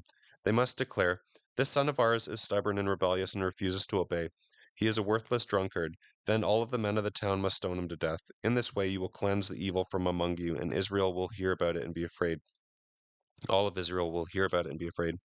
If someone has committed a crime worthy of death and is executed and hanged on a tree, the body must never remain on the tree overnight. You must bury the body that same day, for anyone hanging on a tree is cursed by God. Do not defile the land the Lord your God is giving you as a special possession. If you see your neighbor's ox or sheep wandering away, do not pretend don't pretend not to see it. Take it back to the owner. If it if it does nothing, if it does not belong to someone nearby or you don't know who the owner is, keep it until the owner comes looking for it, then return it. Do the same if you find your neighbor's donkey, clothing, or anything else your neighbor loses. Do not pretend you didn't see it. If you see your neighbor's ox or donkey laying on the ground, do not look the other way. Go and help your neighbor get it to its feet. A woman must not wear men's clothing, and a man must not wear women's clothing. The Lord your God detests people who do this. If you find a bird's nest on the ground or in a tree, and there are young ones or eggs in it with the mother sitting in the nest, do not take the mother with the young. You may take the young, but let the mother go so you may prosper and enjoy a long life. Every new house you build must have a barrier around the edge of its flat rooftop. That way you will not bring the guilt of bloodshed on your household if someone falls through the roof. Do not plant any other crop between the rows of your vineyard. If you do, you are forbidden to use either the grapes from the vineyard or the produce from the other crop. Do not plow with an ox and a donkey harnessed together. Do not wear clothing made of wool and linen woven together. You must put tassels on the four corners of your cloaks. Suppose a man marries a woman and after sleeping with her changes his mind about her and falsely accuses her of having slept with another man. He might say, I discovered she was not a virgin when I married her. If the man does this, the woman's father and mother must bring proof of her virginity to the leaders of the town. Her father must tell them, I gave my daughter to this man to be his wife, and now he has turned against her. He has accused her of shameful things, claiming that she was not a virgin when she married her, or when he married her. But here is the proof of my daughter's virginity. Then they must spread the cloth before the judges. The judge must then punish the man. They will fine him 100 pieces of silver, for he falsely accused a virgin of Israel. The payment will be made to the woman's father. The woman will then remain the man's wife, and he may never divorce her. But suppose the man's accusations are true and her virginity cannot be proved. In such cases, the judge must take the girl to the door of her father's home, and the men of the town will stone her to death. She has committed a disgraceful crime in Israel by being promiscuous while living in her parents' home. Such evil must be cleansed from among you. If a man is discovered committing adultery, both he and the other man's wife must be killed. In this way, the evil will be cleansed from Israel. Suppose a man meets a young woman, a virgin who is engaged to be married, and he has sexual intercourse with her. If this happens within a town, you must take both of them to the gates of the town and stone them to death. The woman is guilty because she did not scream for help. The man must die because he violated another man's wife. In this way, you will cleanse the land of evil. But if the man meets the engaged woman out of the country and he rapes her, then only the man should die. Do nothing to the young woman. She has committed no crime worthy of death. This case is similar to that of someone who attacks and murders a neighbor. Since the man raped her out in the country, it must be assumed that she screamed, but there is no one to rescue her. If a man is caught in the act of raping a young woman who is not engaged, he must pay 50 pieces of silver to her father. He must then marry the young woman because he violated her, and he will never be allowed to divorce her. A man must not have intercourse with his father's wife, for this would violate his father. If a man's testicles are crushed or his penis is cut off, he may not be included in the assembly of the Lord. Those of illegitimate birth and their descendants for 10 generations may not be included in the assembly of the Lord. No Ammonites or Moabites or any of their descendants for 10 generations may be included in the assembly of the Lord. These nations did not welcome you with food and water, and when you came out of Egypt. Instead, they tried to hire Balaam son of Bor from Pethor and Aram Naharam to curse you. You must never, as long as you live, try to help the Ammonites or Moabites in any way. Do not detest the Edomites or the Egyptians, because the Edomites are your relatives, and you lived as foreigners among the Egyptians. The third generation of Egyptians who came with you from Egypt may enter the assembly of the Lord. When you go to war against your enemies, stay away from everything impure. A man who becomes ceremonially defiled because of a nocturnal emission must leave the camp and stay away all day. Towards the evening, he must bathe himself, and at sunset, he may return to the camp. Mark off an area outside of the camp for latrine. Latrine. Each of you must have a spade as part of your equipment. Whenever you relieve yourself, you must dig a hole with the spade and cover the excrement. The camp must be holy, for the Lord your God moves around in your camp to protect you and defeat your enemies. He must not see any shameful thing among you, or he might turn away from you. If slaves should escape from their masters and take refuge with you, do not force them to return. Let them live among you in whatever town they choose, and do not oppress them. No Israelite man or woman may ever become a temple prostitute. Do not bring to the house of the Lord your God any offering from the earnings of a prostitute, whether a man or a woman, for both are detestable to the Lord your God. Do not charge interest on the loans you make to a fellow Israelite, whether it is money, food, or anything else that may be loaned with interest. You may charge interest to a foreigner, but not to Israelites. So the Lord your God may bless you in everything you do in the land you are about to enter and occupy. When you make a vow before the Lord your God, be prompt in doing whatever you promised him. For the Lord your God demands that you promptly fulfill all of your vows. If you do not, you will be guilty of sin. However, it is not a sin to refrain from making a vow. But once you have voluntarily made a vow, be careful to do as you have said, for you have made a vow to the Lord your God. You may eat your fill of grapes from your neighbor's vineyard, but do not take away any in a basket. And you may pick a few heads of your neighbor's grain by hand, but you may not harvest it with a sickle. Suppose a man marries a woman, but later discovers something about her that is shameful. So he writes her a letter of divorce, gives it to her, and sends her away. If she then leaves and marries another man, and the second husband also divorces her or dies, the former husband may not marry her again, for she has been defiled. That would be detestable to the Lord. You must not bring upon the land of the Lord your God is giving you. You must not bring guilt upon the land the Lord your God is giving you as a special possession. A newly married man must not be drafted into the army or given any other special responsibilities. He must be free to be at home for 1 year, bringing happiness to the wife he has married. It is wrong to take a pair of millstones It is wrong to take a pair of millstones or even just the upper millstone as a pledge for the owner's use to for the owner's uses to make a living. If anyone kidnaps a fellow Israelite and treats him as a slave or sells him, the kidnapper must die. You must cleanse the evil from among you. Watch all contagious skin diseases carefully and follow the instructions of the Levitical priests. Obey the commands I have given them. Remember that the Lord your God Remember what the Lord your God did to Miriam as you were coming from Egypt. If you lend anything to your neighbor, do not enter your neighbor's house to claim the security. Stand outside and the owner will bring it to you. If your neighbor is poor and only has a cloak to give as security, do not keep the cloak overnight. Return the cloak to its owner by sunset so your neighbor can sleep in it and bless you, and the Lord your God will count it as a righteous act. Never take advantage of poor laborers, whether fellow Israelites or foreigners living in your town. Pay them their wages each day before sunset because they are poor and counting on it. Otherwise they may cry out to the Lord against you, and it would be counted against you as sin. Parents must not be put to death for the sins of their children, nor the children for the sins of their parents. Those worthy of death must be executed for their own crimes. True justice must be given to foreigners living among you and to orphans, and you must never accept a widow's garment in pledge of her debt. Always remember that you were slaves in Egypt, and that the Lord your God redeemed you. That is why I have given you this command. When you are harvesting your crops and forget to bring in a bundle of grain from your field, don't go back and get it. Leave it for the foreigners, orphans, and widows. Then the Lord your God will bless you in all that you do. When you when you beat the olives from your and olive trees, don't go over the boughs twice. Leave some of the olives for the foreigners, orphans, and widows. This also applies to the grapes in your vineyard. Do not glean the vines after they are picked, but leave any remaining grapes for the foreigners, orphans, and widows. Remember that you were slaves in the land of Egypt. That is why I am giving you this command. Suppose two people take a dispute to court and the judges declare that one is right and the other is wrong. If the person who is wrong is sentenced to be flogged, the judge will command him to lay down and he will be beaten in his presence with the number of lashes appropriate to the crime. No more than 40 lashes may ever be given. More than 40 lashes would publicly humiliate your neighbor. Do not keep an ox from eating as it treads out the grain.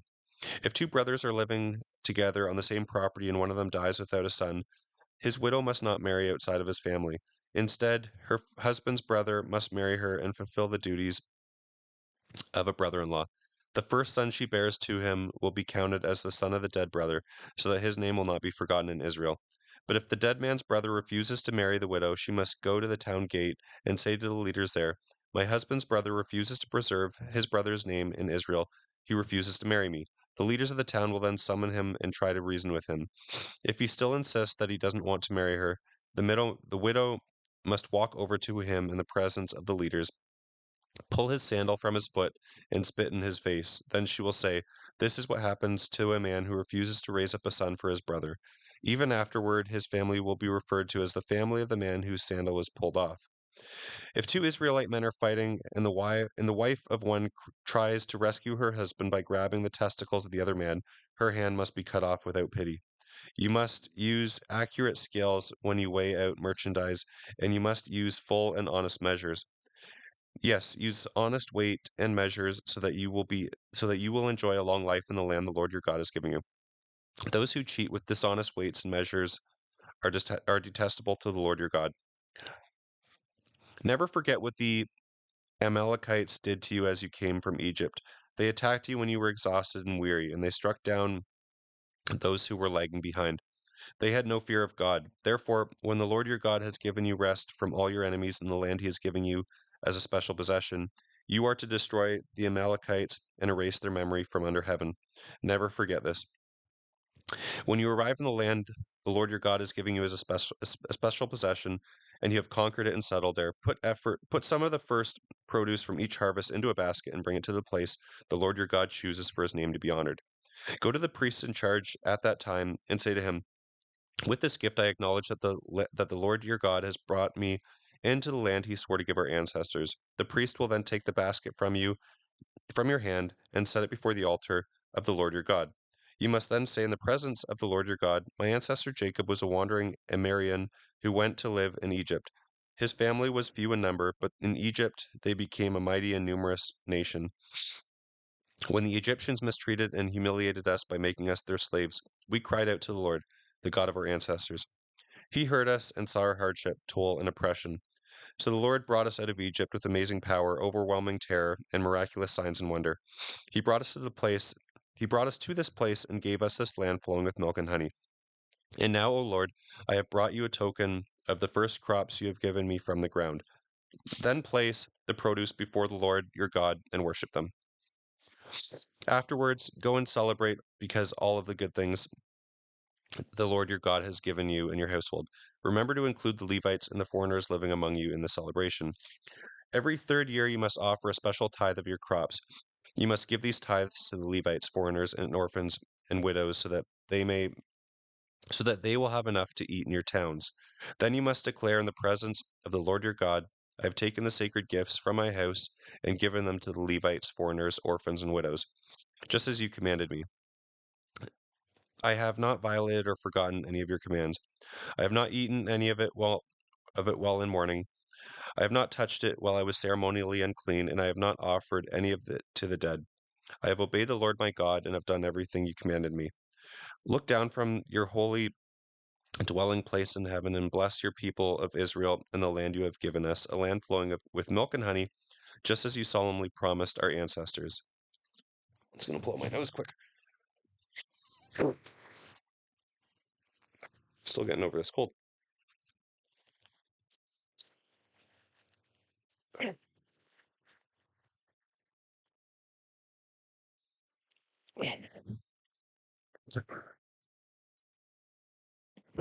Today, the Lord your God has commanded you to obey all of these laws and regulations. You must commit yourselves to them without reservation. You have declared today that the Lord is your God. You have promised to obey him. You have promised to obey his laws, commands, and regulations by walking in his ways and doing everything he tells you. The Lord has declared today that you are his people, his own special treasure, just as he promised, and that you must obey all of his commands. And if you do, he will make you greater than any other nation. Then you will receive praise, honor, and renown.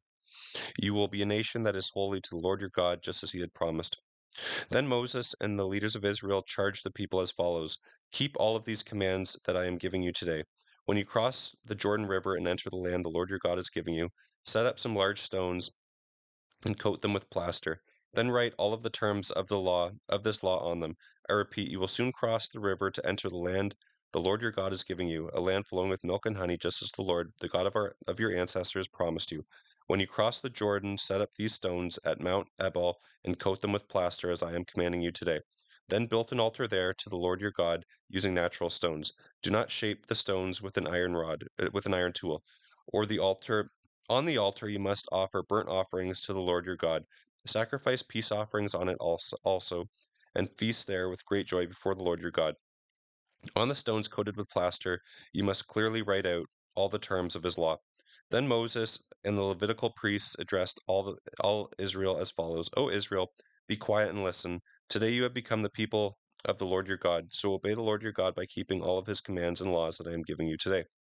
That same day Moses gave this charge to the people: When you cross the Jordan River, the tribes of Simeon, Levi, Judah, Issachar, Joseph, and Benjamin must stand on Mount Gerizim to proclaim a blessing over the people, and the tribes of Reuben, Gad, Asher, Zebulun, Dan, and Naphtali must stand on Mount Ebal to proclaim a curse. Then the Levites must shout to all the people of Israel: Cursed is anyone who carves or casts idols and secretly sets them up. These idols, the work of craftsmen, are detestable to the Lord. And all the people will reply, Amen. Cursed is anyone who despises father or mother, and all the people will reply, Amen. Cursed is anyone who steals property from a neighbor by moving a boundary marker, and the people will reply, Amen. Cursed is anyone who leads a blind person astray on the road, and all the people will reply, Amen. Cursed is anyone who is unjust to foreigners, orphans, and widows, and all the people will reply, Amen. Cursed is anyone who has sexual intercourse with his father's wife, for he has violated his father, and all the people will reply, Amen. Cursed is anyone who has sexual intercourse with an animal, and all the people will reply, Amen. Cursed is anyone who has sexual intercourse with his sister, whether she is the daughter of his father or his mother, and all the people will reply, Amen. Cursed is anyone who has sexual intercourse with his mother-in-law, and all the people will reply, Amen. Cursed is anyone who kills another person in secret, and all the people will reply, Amen. Cursed is anyone who accepts payment to kill an innocent person, and all the people will reply, Amen. Cursed is anyone who does not affirm the terms of this law by obeying them, and all the people will reply, Amen. If you fully obey the Lord your God by keeping all his commands I am giving you today, the Lord your God will exalt you above all nations of the world. You will experience all these blessings if you obey the Lord your God. You will be blessed in your towns and in the country. You will be blessed with many children and productive fields. You will be blessed with fertile herds and a flock. You will be blessed with baskets overflowing with fruit and with kneading bowls filled with bread. You will be blessed wherever you go, both in coming and in going. The Lord will conquer your enemies when they attack you. They will attack you from one direction, but they will scatter from you in seven. The Lord will bless everything you do and fill your storehouses with grain. The Lord your God will bless you in the land he is giving you. If you obey the commands of the Lord your God and walk in his ways, the Lord will establish you as his holy people and as he solemnly promised to do. Then all of the nations of the world will see that you are a people claimed by God, claimed by the Lord. Then they will stand in awe of you. The Lord will give you an abundance of good things in the land he swore to give your ancestors, many children, numerous flocks, numerous livestock, and abundant crops. The Lord will send rain at the proper times from his rich treasury in the heavens to bless all of the work you do. You will lend to many nations, but you will never need to borrow from them. If you listen to these commands of the Lord your God and carefully obey them, then the Lord will make you the head and not the tail, and you will always have the upper hand. You must not turn away from the commands I am giving you today to follow after other gods and worship them. But if you refuse to listen to the Lord your God and do not obey all of the commands and laws I am giving you today, all these curses will come and overwhelm you. You will be cursed in the towns and in the country. You will be cursed with baskets empty of fruit and with the kneading bowls empty of bread. You'll be cursed with few children and barren fields. You'll be cursed with infertile herds and flocks. You'll be cursed wherever you go, both incoming and ingoing. The Lord himself will send against you curses, confusion, and disillusionments in everything you do, until at last you are completely destroyed for doing evil and forsaking me. The Lord will send diseases among you until none of you are left in the land you are about to enter and occupy. The Lord will strike you with wasting disease, fever, inflammation, and scorching heat and drought, and with blight and mildew. These devastations will pursue you until you die. The skies above will be as unyielding as bronze, and the earth beneath will be as hard as iron. The Lord will turn you into rain and sand and dust, and it will pour down from the sky until you are destroyed. The Lord will cause you to be defeated by your enemies. You will, they will, you will attack your enemies from one direction, but you will scatter from them in seven. You will be an object of horror to all the kingdoms of the earth. Your dead bodies will be food for the birds and wild animals, and no one will be there to chase them away. The Lord will afflict you with the boils of Egypt and with tumors, scurvy, and itch, from which you cannot be cured. The Lord will strike you with madness, blindness, and panic. You will grope around in broad daylight just as a blind person groping in the darkness, and you will not succeed at anything you do. You will be oppressed and robbed continually, and no one will come to save you. You will be in, you will be engaged to a woman, but another man will ravish her. You will build a house, but someone else will live in it. You will plant a vineyard, but you will never enjoy its fruits. Your oxen will be butchered before your eyes, and you won't get a single bite of meat. Your donkey will be driven away, never to be returned. Your sheep will be given to your enemies, and no one will be there to help you. You will watch as your sons and daughters are taken away as slaves. Your heart will break as you long for them, but nothing you do will help. A foreign nation you have never heard about will eat the crops you worked so hard to grow. You will suffer under constant oppression and harsh treatment. You will go mad because of all the tragedy around you. The Lord will cover you from head to foot with incurable boils. The Lord will exile you and the king you crowned to a nation unknown to you and your ancestors. Then in exile you will worship gods of wood and stone. You will become an object of horror, a proverb and a mockery among all the nations to which the Lord sends you. You will plant much harvest. You will plant much but harvest little, for locusts will eat your crops. You will plant vineyards and care for them, but you will not drink the wine or eat the grapes, for worms will destroy the vines. You will grow olive trees throughout the land, but you will never use the olive oil, for the trees will not drop. For the trees will drop the fruit before it is ripe. You will have sons and daughters, but you will not keep them, for they will be led away into captivity. Swarms of insects will destroy your trees and crops. The foreigners living among you will become stronger and stronger, while you become weaker and weaker. They will lend money to you. They will lend money to you, not you to them. They will be the head, and you will be the tail. If you refuse to listen to the Lord your God and obey the commands and laws he has given you, all of these curses will pursue and overtake you until you are destroyed. These horrors will serve as a sign and warning among you and to your descendants forever, because you have not served the Lord your God with joy and enthusiasm for the abundant benefits you have received. You will serve your enemies whom the Lord will send against you.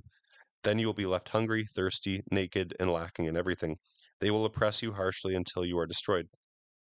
The Lord will bring a distant nation against you from the end of the earth, and it will swoop down on you like an eagle. It is a nation whose language you do not understand, a fierce and heartless nation that shows no respect for the old and no pity for the young. Its armies will devour your livestock and crops, and you will starve to death. They will leave you with no grain. They will leave you no grain,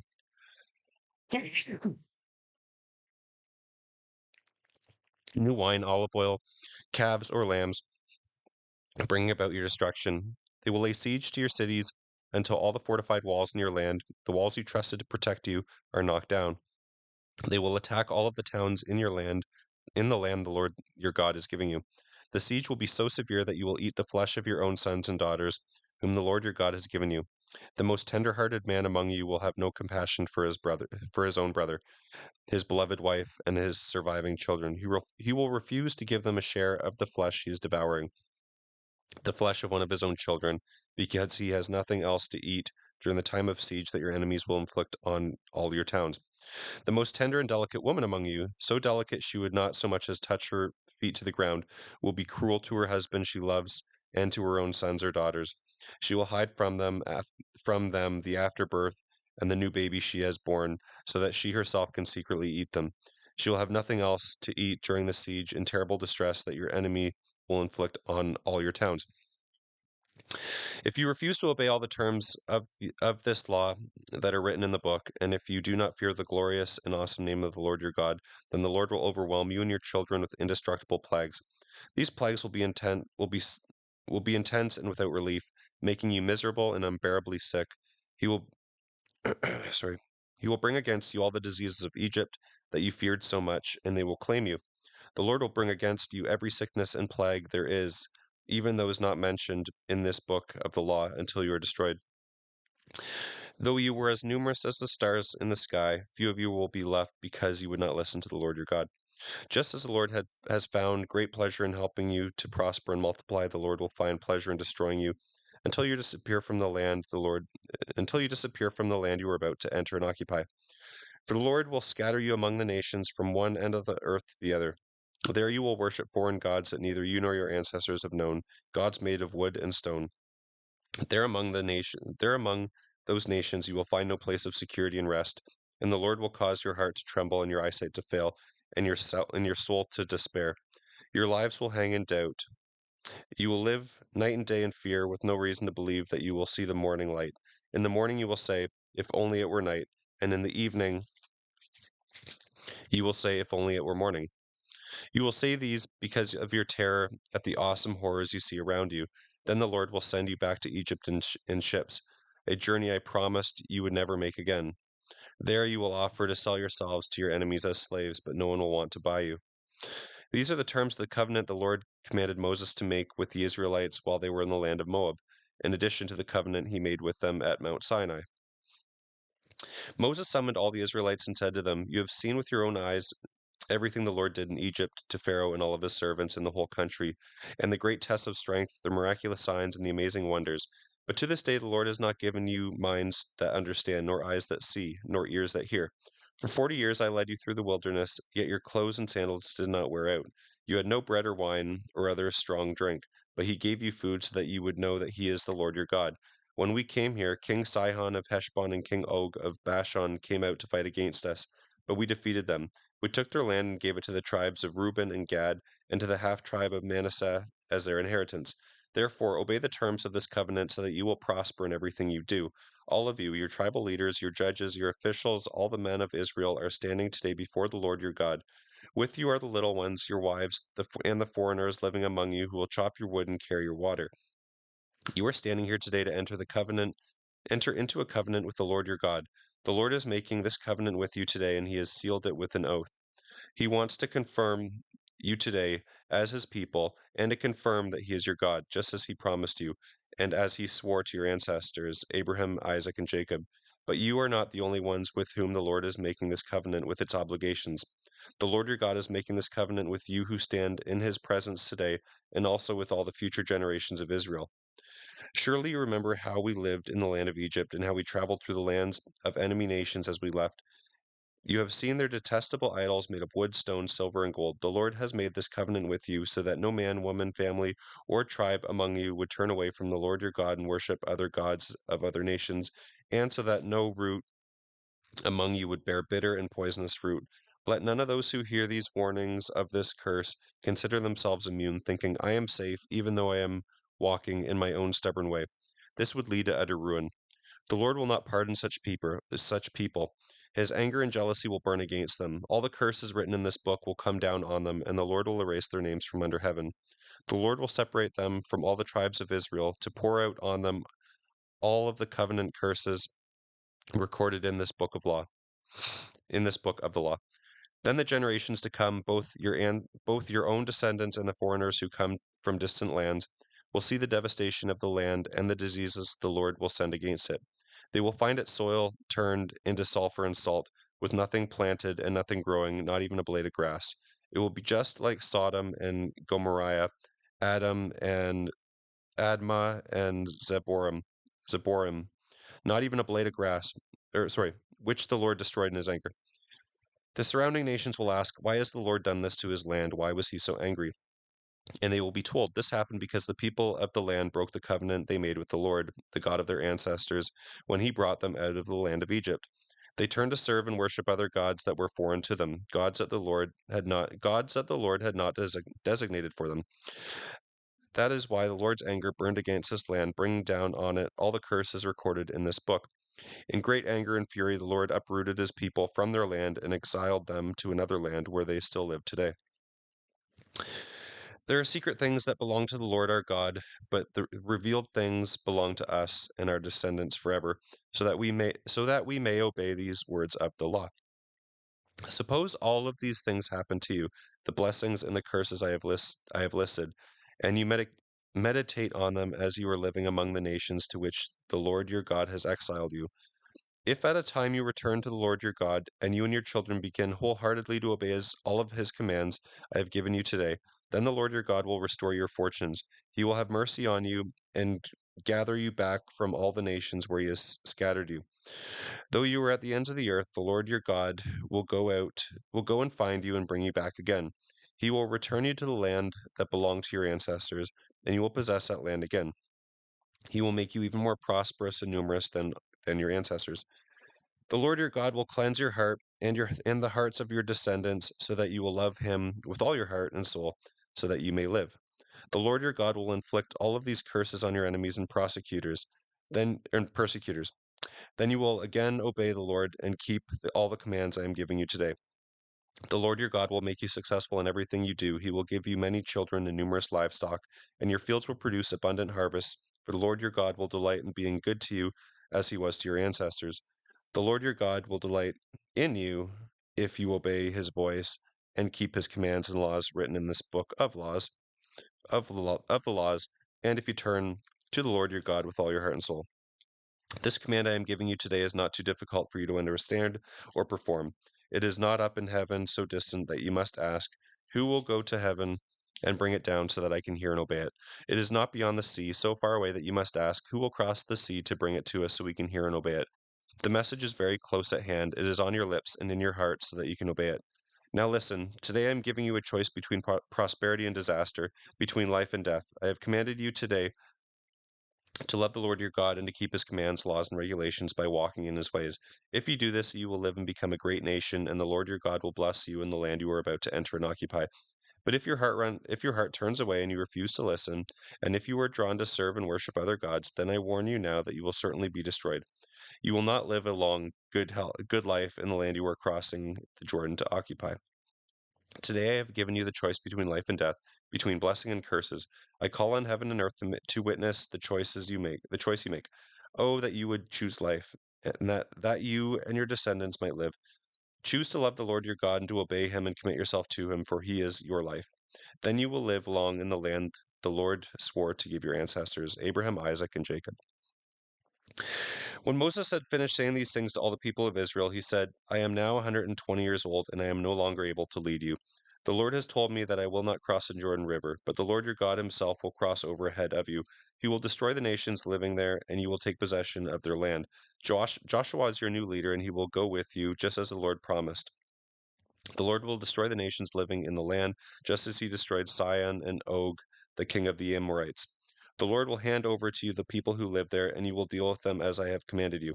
Be strong and courageous, do not be afraid of them. The Lord your God will go ahead of you. He will neither fail you nor forsake you. Then Moses called for Joshua. As all of Israel watched, he said to him, Be strong and courageous, for you will lead these people into the land that the Lord swore to give their ancestors. You are the one who will deliver it to them as their inheritance. Do not be afraid or discouraged, for the Lord is the one who goes before you. He will be with you. He will neither fail nor forsake you. So Moses wrote down this law and gave it to the priests who carried the ark of the Lord's covenant and to the leaders of Israel. Then Moses gave them this command. At the very end of the 7th year, the year of release, during the festival of shelters, you must read this law to all the people of Israel when they assemble before the Lord your God at the place he chooses. Call them all together, men, women, children, and the foreigners living in your town, so that they may listen and learn to fear the Lord your God and carefully obey all of the terms of this law. Do this so that your children who have not known these laws will hear them and learn to fear the Lord your God. Do this as long as you live in the land you are crossing the Jordan to occupy. Then the Lord said to Moses, The time has come for you to die. Call Joshua and take him with you to the tabernacle. I will commission him there. So Moses and Joshua went and presented themselves at the tabernacle, and the Lord appeared to them in a pillar of cloud at the entrance to the sacred tent. The Lord said to Moses, You are about to die and join your ancestors. After you are gone, these people will begin worshipping foreign gods, the gods of the land where they are going. They will abandon me and break the covenant I have made with them. Then my anger will blaze forth against them. I will abandon them, hiding my face from them, and they will be destroyed. Terrible trouble will come down on them, so they will say, These disasters have come because God is no longer among us. At that time I will hide my face from them and on account of all the sins they have committed by worshipping other gods. Now write down the words of this song and teach it to the people of Israel. Teach them to sing it, so that it may serve as a witness against them, for I will bring them into the land I swore to give their ancestors, a land flowing with milk and honey. There they will become prosperous. They will eat all the food they want and become well nourished. Then they will begin to worship other gods. They will despise me and break my covenant. Then great disasters will come down on them, and this song will stand as evidence against them, for it will never be forgotten by their descendants. I know what I know what these people are like, even before they have entered the land I swore to give them. So that so that very day Moses wrote down the words of the song and taught it to the Israelites. Then the Lord commissioned Joshua, son of Nun, with these words: Be strong and courageous. You must bring the people of Israel into the land I swore to give them. I will be with you. When Moses had finished writing down this entire body of law into a book, he gave these instructions to the Levites who carried the ark of the Lord's covenant. Take this book of law and place it inside the ark of the covenant of the Lord your God, so it may serve as a witness against the people of Israel. For I know how rebellious and stubborn you are. Even now, while I am still with you, you have rebelled against the Lord. How much more rebellious will you be after my death? Now summon all of the leaders and officials of your tribes, so that I can speak to them and call and earth to witness against them. I know that after my death you will become utterly corrupt and will turn from the path I have commanded you to follow.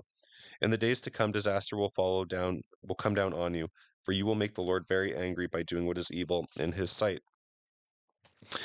So Moses recited this entire song to the assembly of Israel. Listen, O heavens, and I will speak.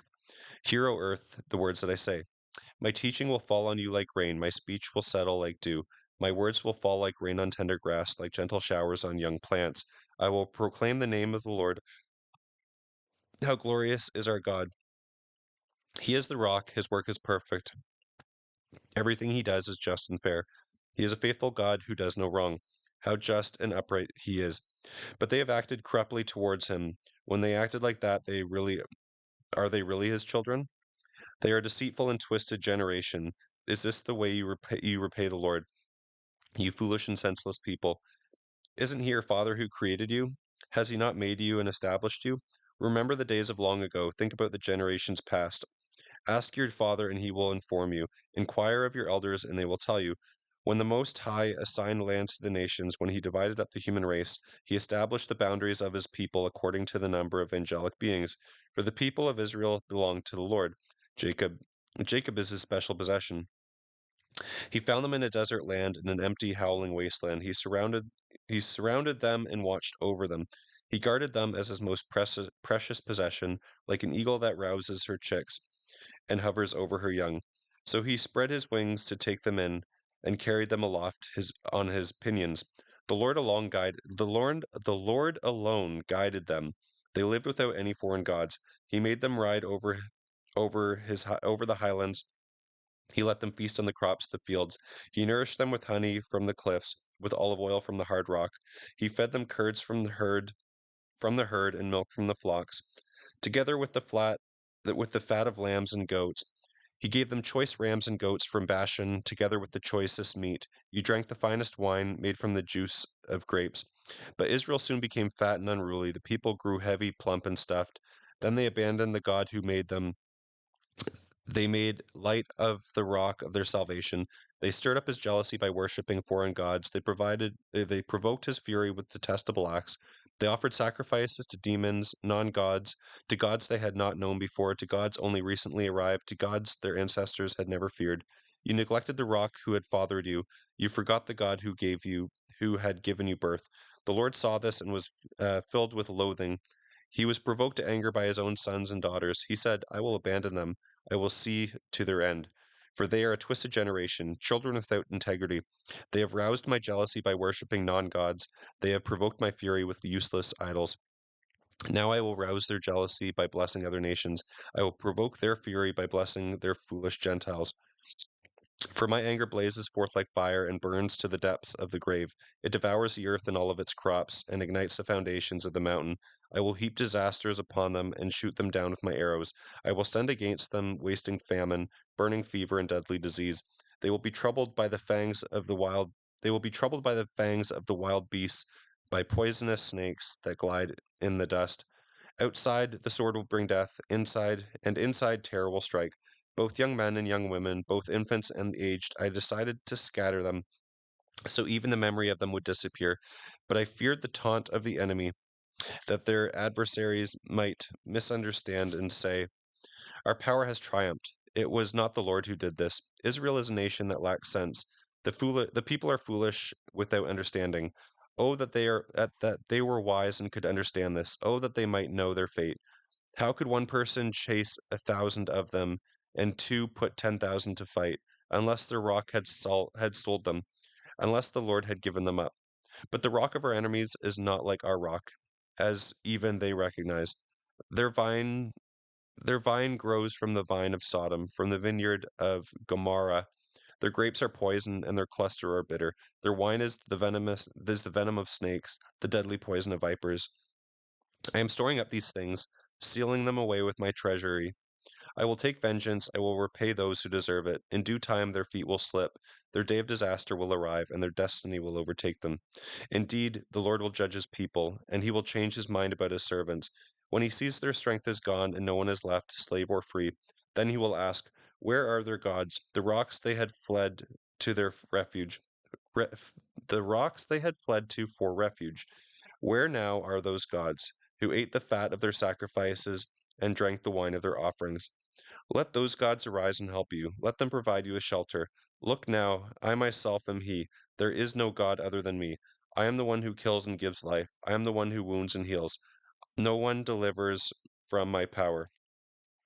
Now I raise my hand to heaven and declare, as surely as I live, when I sharpen my flashing sword and begin to carry out justice, I will bring vengeance on my enemies and repay those who hate me. I will make I will make my arrows drunk with blood, and my sword will devour flesh, the blood of the slaughtered and the captives, and the heads of the enemy leaders. Rejoice with him, O heavens, and let the angels of God worship him, for he will avenge the blood of his servants. He will take vengeance on his enemies and cleanse his land and his people. So Moses came with Joshua son of Nun and recited all of the words of this song to the people. When Moses had finished reciting these words to Israel, he added, "Take to heart all of the words I have given you today. Pass them on as a command to your children, and they will obey every word of this law. These instructions are not mere words, they are your life. By obeying them, you will enjoy a long life in the land you are crossing the Jordan River to occupy." The same day the Lord said to Moses, go to Moab, to the mountains east of the river, and climb Mount Nebo, which is across from Jericho. Look across at the land of Canaan, the land I am giving to the people of Israel as their own possession. Then you must die there on the mountain and join your ancestors, just as Aaron your brother died on Mount Hor and joined his ancestors. For both of you broke faith with me among the Israelites at the waters of Meribah, at Kadesh, in the wilderness of Zin. You failed to demonstrate my holiness to the people of Israel there. So you will see the land from a distance, but you may not enter the land I am giving to the people of Israel. This is the blessing that Moses, the man of God, gave to the people of Israel before his death. The Lord came from Mount Sinai and dawned upon us at Mount Seir. He shone forth from Mount Paran and came from Meribah Kadesh with flaming fire at his right hand. Indeed, you love the people, all of your holy ones are in your hands. They follow in your steps and accept your instruction. Moses charged us with the law, the special possession of the assembly of Israel. The Lord became king of Israel when the leaders of the people assembled, when the tribes of Israel gathered. Moses said this about the tribe of Reuben. Let the tribe of Reuben live and not die out, even though their tribe is small. Moses said this about the tribe of Judah. O Lord, hear the cry of Judah and bring them O Lord, hear the cry of Judah and bring them again to their people. Give them strength to defend their cause, help them against their enemies. Moses said this about the tribe of Levi. O Lord, you've given the sacred lots to your faithful servants, the Levites. You put them to the test at Massah and contended with them at the waters of Meribah. The Levites obeyed your word and guarded your covenant. They were more loyal to you than to their parents, relatives, and children. Now let them teach your regulations to Jacob. Let them give your instructions to Israel. They will present incense before you and offer whole burnt offerings in the altar. Bless the Levites, O Lord, and accept all of their work. Crush the loins of their enemies, strike down their foes so that they will never rise again. Moses said this to the tribe of Benjamin. To the people of Benjamin are loved by the Lord and live in safety beside him. He surrounds them continuously and preserves them from every harm. Moses said this about the tribes of Joseph. May their land be blessed by the Lord with the choice gift of rain from the heavens and water from beneath the earth, with the riches that grow in the sun and the bounty produced each month, with the finest crops of the ancient mountains and the abundance of everlasting hills, with the best gifts of the earth and its fullness, with the favor of the one who appeared in the burning bush. May these blessings rest on Joseph's head, crowning the brow of the prince among his brothers. Joseph has the strength and majesty of a young bull. His power is like horns of a wild ox. He will gore distant nations, driving them to the ends of the earth. This is my blessing for the multitudes of Ephraim and the thousands of Manasseh. Moses said this about the tribes of Zebulun and Issachar. May the people of Zebulun prosper in their expeditions abroad. May the people of Issachar prosper at home in their tents. They summon the people to the mountain to offer proper sacrifices there. They benefit from the riches of the sea and the hidden treasure of the sand. Blessed is the one who enlarges Gad's territory. Gad is poised there like a lion, to tear off an arm or a head.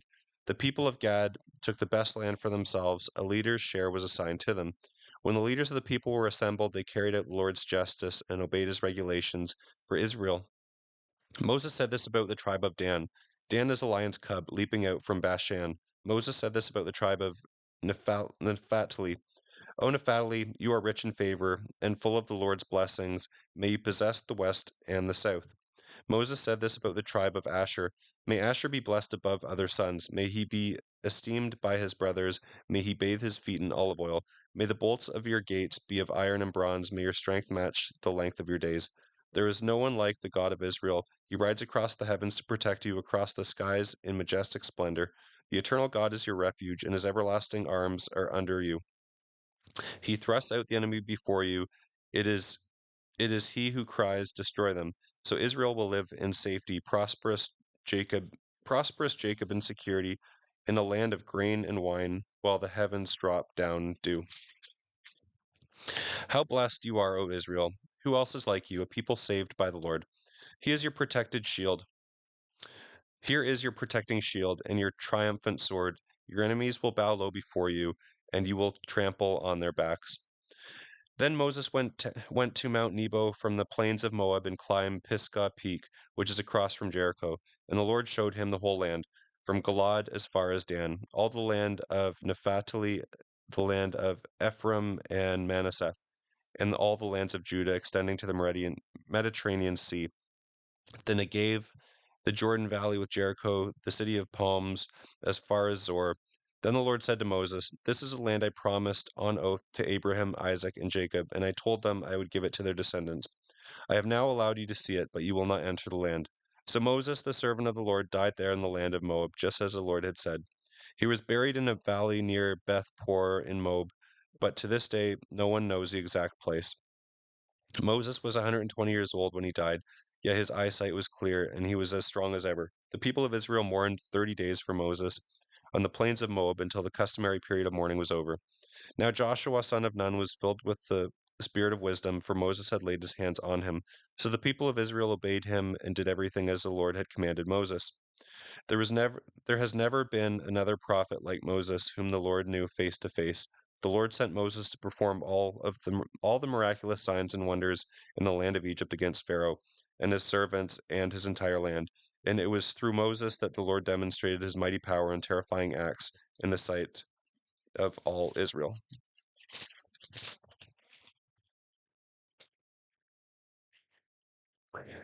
And that concludes the book of Deuteronomy. Thank you very much for watching this video and stay tuned for more videos.